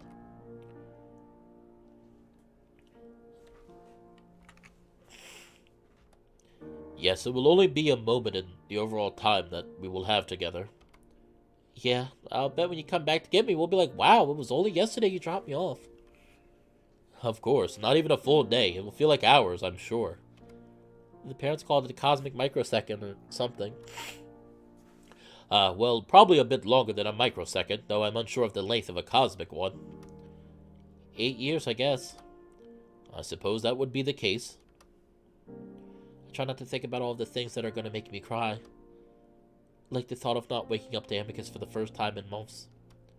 Or the fact that I won't have someone to really talk to at the end of the day. That I won't have someone who's just gently kind and loving toward me like no one ever was before. I swallow the lump in my throat again. No, I'll have time to fall apart as soon as he leaves. I step forward and hug Amicus, burying my face in the warmth of his furry body, breathing in his scent. I'm determined to imprint this moment in my mind, something to help weather what I'm sure will be a hard 8 years. He rocks us back and forth for a moment, kissing my head like he always does. You are more than prepared for this. You're strong. Why else would you have been chosen? Thanks, and you continue to be an amazing emperor, Amicus. Here's hoping. Though, I still don't even know what to do right now, to be honest. Like, do I just walk out onto the street next? Oh! Amicus steps back. I'm gonna save the screen up. Amicus steps back, feeling around his cape and trousers. I really hope I remembered. Ah, here. Amicus pulls out a slim silver rod about a foot long. It's one of those holographic tables that I see the Imperial family carrying around every now and then. Aside from Amicus, I've gotten the impression that he just isn't fond of electronics. The parents have instructed me to give you this. It will connect to your lingua, which will transmit and display information that you might need.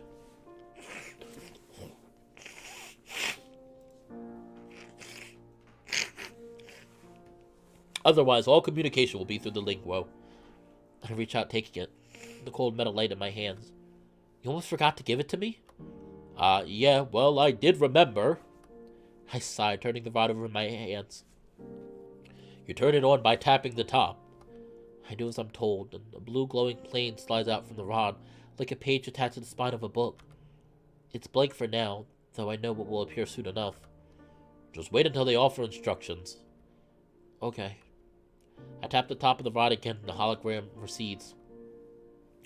Another awkward moment of silence, then... Mark, I am so happy to have met you, and I thank you. You have made me a better man, and though this will be painful... Amicus' voice cracks. His resolve to remain strong finally gives in. I will think of you every day, and we will meet again in 8 years. No matter what might happen between now and then, I will see you again. His voice, oh my god. Oh my god, I'm gonna cry. I knew I was gonna cry. His voice is strained as he struggles to get his words out. Then the tears really began spilling over. Damn it. Amicus raised a paw to cover his face in frustration, like he actually planned on not crying before we parted ways. And I find that silly, because of course we'd cry. I'm doing the same as I move forward and wrap him up in a tight, almost desperate hug. He crushes me to his body, letting out a loud gasping sob through his teeth as I feel the wetness of his tears land on my head. I love you so much, Mark. I love you too. Like I said, this is simply a stone in the way of our chariot's wheel. These few years are simply the push, and we'll be on our way again. And things will get easier over time. Without a doubt. And remember your ring. Though I might be moving away, I'm moving right towards you from the other side. We are permanently connected. Oh my gosh. Oh. I knew the ending was gonna hit me hard, and it just hits. It wouldn't. It wouldn't hit as hard. It wouldn't hit hard if it was like an ending where he just stayed on the planet. But the fact that you just like 8 years, they're gonna be going from each other for 8 years, and before they left, Amicus gave him a ring, and they're supposed to get married, and they have to wait 8 years because the parents are like, no, you have to do this plan.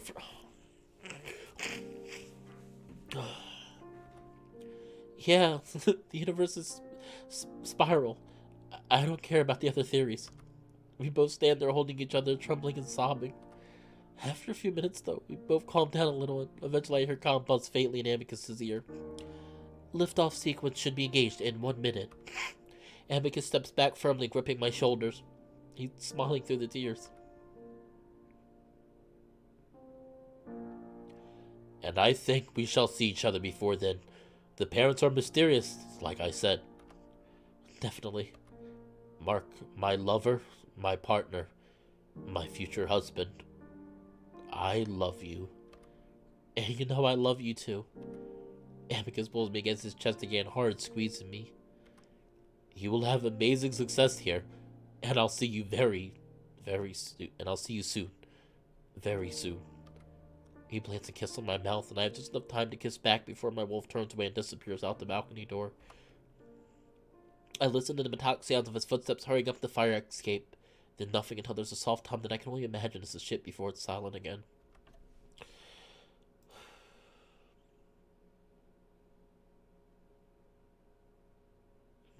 Oh. I stand there in the dark room, feeling a little stunned before moving to turn on the light. I stand there, staring, unsure of how to feel. For the moment, it's mostly just an empty feeling. One that I'm sure will start to ache as I come to realize how lonely I actually am. For now, though, I move to the desk, waiting, thinking. Then I set the metal rod on top of the desk and tap the top. The blue plane appears again, and I stare at it. It's blank, and I start to wonder if I should keep it open. I already know what I need to do. Maybe I should try to get more sleep before facing what I'm sure will be a chaotic day. At that moment, though, I feel a twitch in my left eyelid. Thin words appear on the blue plane. Proceed to the European Commission offices. The committee is expecting your arrival in 1 hour and 20 minutes. I read the words, knowing that the parents have already made contact here. They didn't leave me alone to try and convince Earth of the Galaxias. I look around as if I have something to take with me. But no, I'm still in my robes. People will probably just think I'm a street performer or a crazy tourist. At 3 in the morning. My eyelid twitches again and the map appears on the screen, showing me a half-hour walk through various alleys and back streets, meant to keep me out of sight, I imagine. Oh, Wolfrith, it's been so long since I've seen you. How are you doing, Wolfrith? Oh, just in time for the ending. So with a deep breath, I pocket my alien gadget, preparing myself to begin this journey. I still don't trust the parents, not at all. But knowing the ultimate goal helps me stay on this path that they have me on. Unify Europe, Africa, Asia, and the Americas. Wait. Huh? How many continents are there? Are there 5 or 6 continents?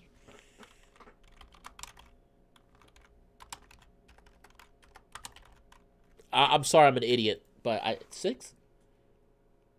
7 continents. Okay, Africa. Okay, well, he said the Americas. So that's 1, 2, 3, 4, 5. And there are 7.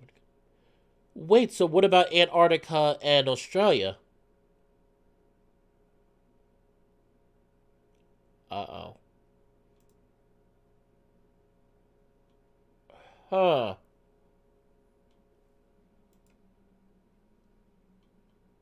Uh-oh.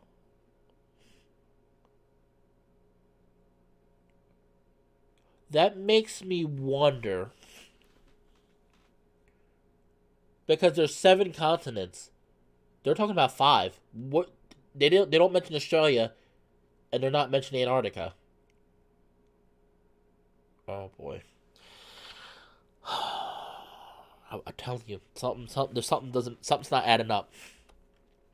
Keep the powers in Washington, Beijing, and Moscow in the dark until they fall in line. Then we will all unify as equals. I don't like this. I don't like this at all.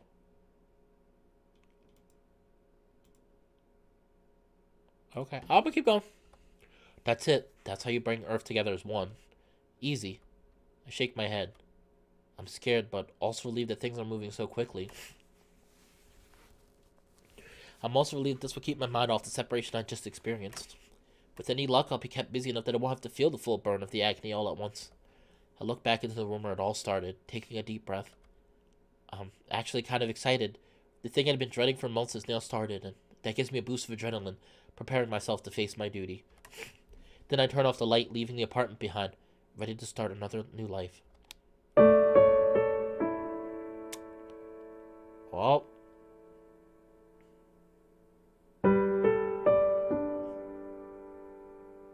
that's it.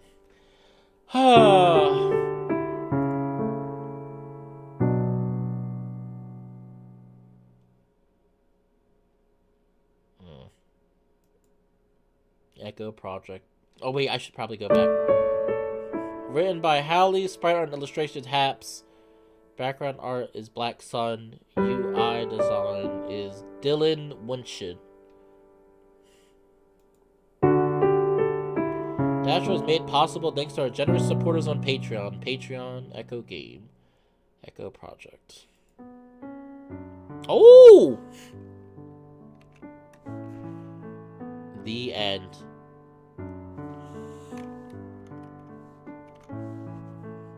That's definitely going to be Screensaver.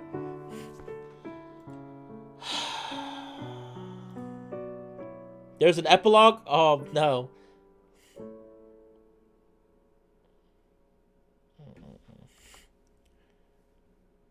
Okay. Oh, who's this? I make my way quickly to the throne room, trying my best to contain my excitement. The most difficult part of this exciting new life I have is pretending that I'm not excited at all. So I try to look dignified as I walk. I'm just giving them a different random voice because they're not the main MC. So I try to look dignified as I walk into the throne room toward Amicus seated at the back. I stop and bow as low as I possibly can. No need for that. What news do you have, Scipio? Unfortunately, I can't stop the smile from spreading across my face as I hold up the message. The Pharaoh has accepted our request. The diplomatic mission may commence as soon as you are ready, Emperor Amicus. Ooh, what does that mean? Is that leading into Kemia? That's leading into Kemia, isn't it?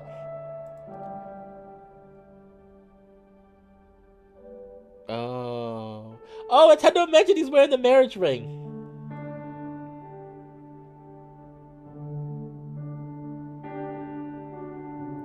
If you have total alliance to the parents, the ending is quite interesting. Huh. I want to almost go back and deal with that. But no. We're done. I played. I will probably do that separately off stream.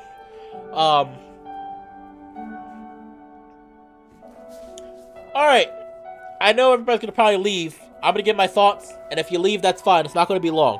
Alright. Drum roll, please. Alright. So. What did I like about Adastra? We'll get that out the way first. Adastra. Okay.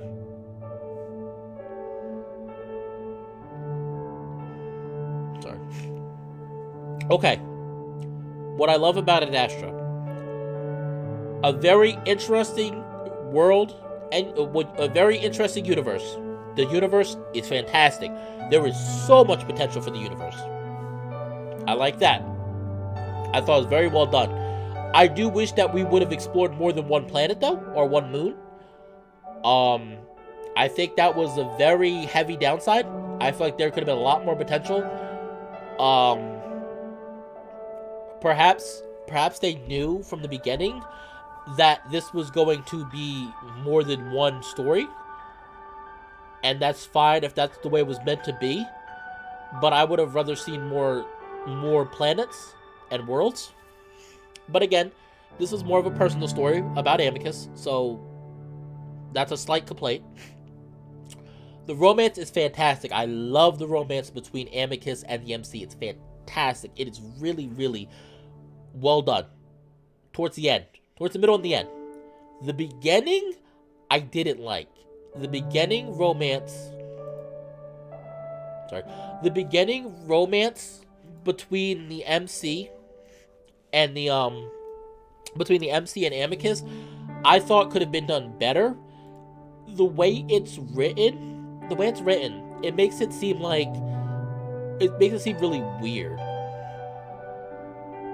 the reason I say it really makes it seem weird is because Amicus kidnaps the MC, and very shortly afterwards, the MC starts having feelings towards Amicus.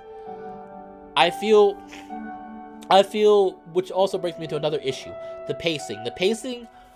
The pacing towards the end is fine. I was fine towards the ending with them skipping periods of time because it was supposed to take place over a period of months. That's fine.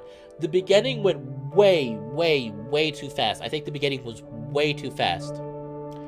The middle, I think this is what I think should have been done.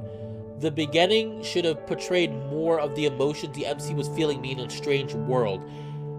They didn't really portray that well enough because he accepted it a little too easily, in my opinion, of the situation. But so basically, you know, I could spend hours, but I'm not gonna spend that long. Basically, I think the romance is fantastic. The romance is easily the best part. I think the relationship between the MC and Amicus is amazing. And by the end, you understand why they're together, and I'm fine with that. But in the beginning, it felt very weird for them. It felt very weird, and especially a big one. Amicus having sex with Nephro makes no sense. No sense at all. He says, "Oh, it's to get this thing going." Well, what did he do it for?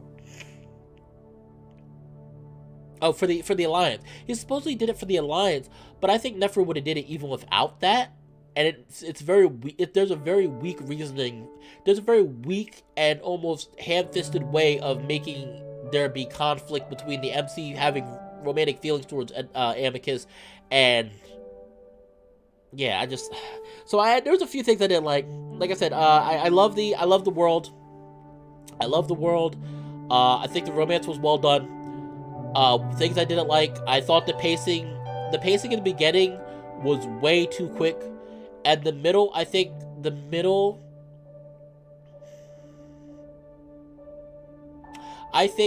another issue I had is with the way the MC,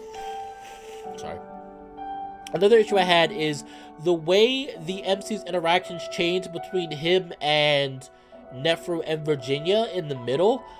In the beginning, they seem to see him with a curiosity and a friendly curiosity, but then in the middle, they're suddenly like against each other, sorta. And I feel like it would have been better in the beginning to have them kind of not really trusting him, and then by the middle of the story for them to start coming around to him. So there was some slight pacing. I had some slight issues with the pacing. The ending was perfect. I think the ending's pacing was perfect, but the beginning and middle could have been better. So I did not like the pacing somewhat. I wish they would have showed more of the worlds besides just Adastra. I can kind of let that go though, because this was meant to be more a personal story, I feel like. The parents' power is all over the place. Their definition of what they can do. 1 minute they can see through all of time. Then it's like, well, they can only see partially through time, and they can't see every future. And it's like mixed story. But I think this is good. I don't know yet if I could say it's one of my top 3. I think it is, but I can't say for certain because I do have some slight issues, and they're...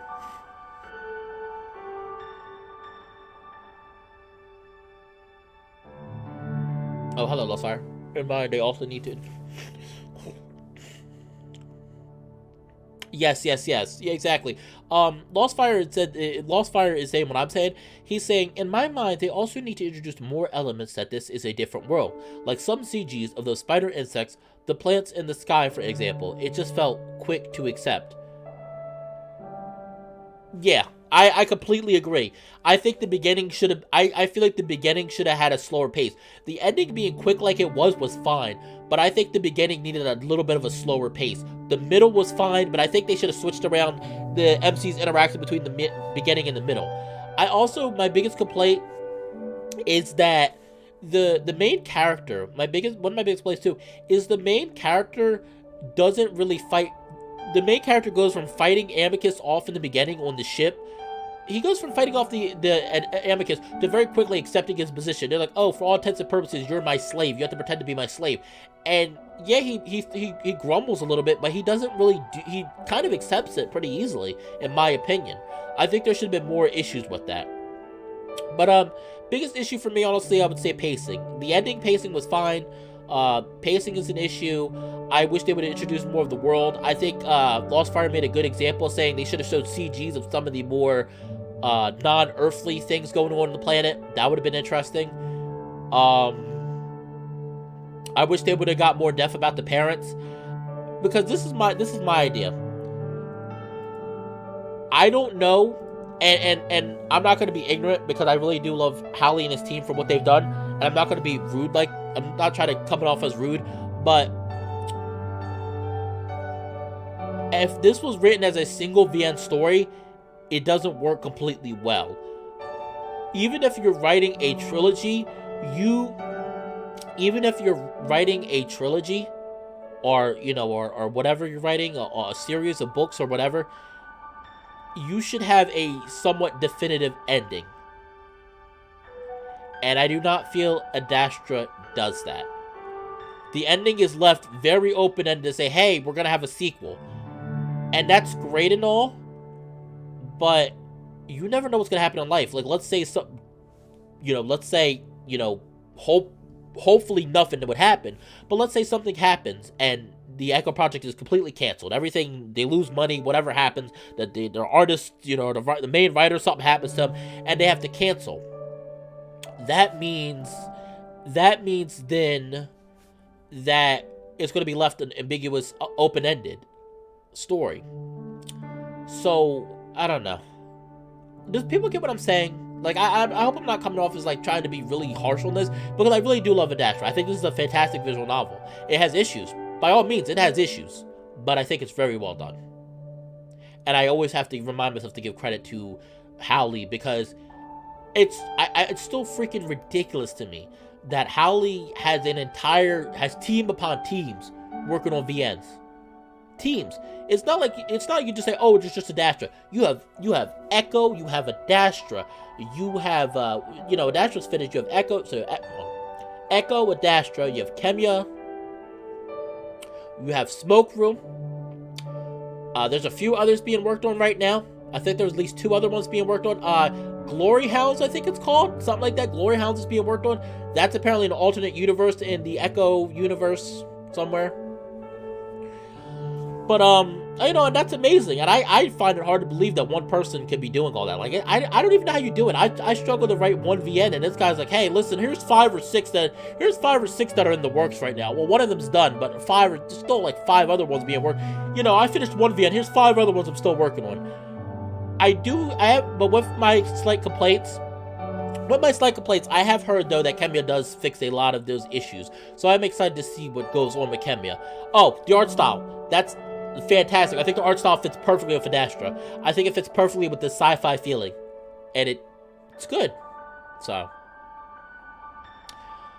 all in all, if I had to give it a rating, which I never really do ratings, if I had to give it a rating, I would give it a...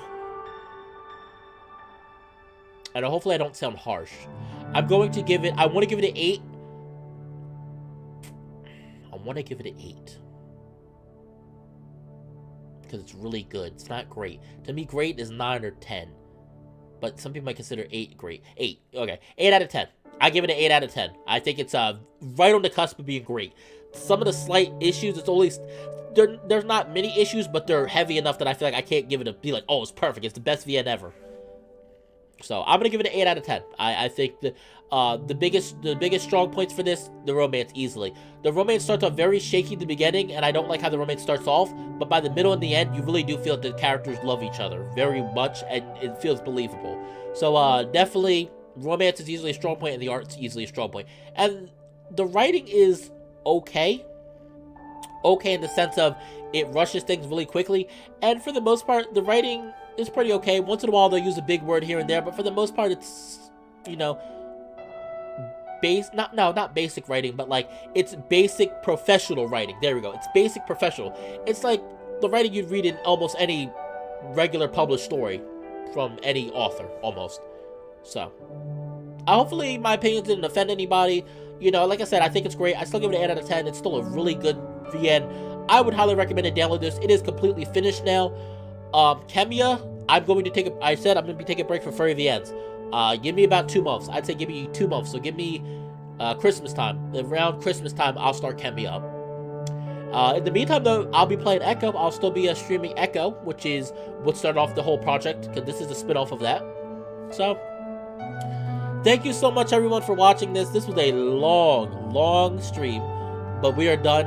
I'm so happy. I really love this. I really love this. I was so happy. I loved it. I can't wait to play more of, I cannot wait to go to I can't wait to play Kemia and find out more about, see how Amicus is doing as the Emperor, and see how Nephro's doing and all the other ones, Cassius, Alex, all of them. But, and find out really what's going on with the parents, because there's still a lot of unanswered questions about the parents. I really wish they would have answered some of them at the end, but they wanted to sequel bait you. That's what it's called. They wanted to sequel bait you. They would say, hey, we're going to sequel bait you. Make sure you play our other VN. So, but, I hope everyone enjoyed. Hope everyone, really enjoyed this series. This is, like, the first live stream series that I've finished. So, with that being said, though,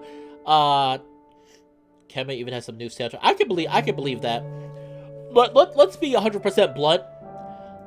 With the budget that freaking Echo Project has, they could pretty much buy any musician they want at just about this point. Well, any Furry, not any, you know, not obviously not like legit famous, like, you know, but Furry famous, because I heard Smoke Room has a song from Pepper Coyote, who's a really freaking amazingly talented musician in the Furry fandom and is very popular. So, you know, Echo Project be getting that money. They have that money. They're like, oh, we got the money. They're like, they're probably just throwing $100 bills. People like, we want you to make art for us. $100 bills all over the place. So, yes, 3 hours. I know. That's why I'm heading off.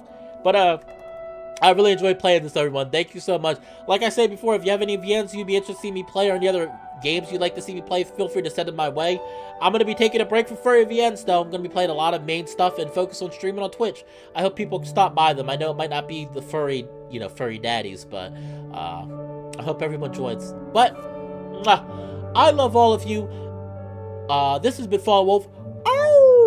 Don't forget to like, comment, and or subscribe, and I'll see everyone next time on the Fallenpack. Take care, everyone, and don't forget to be strong and confident, because we are the Fallenpack. Bye. See everyone next time. Bye-bye.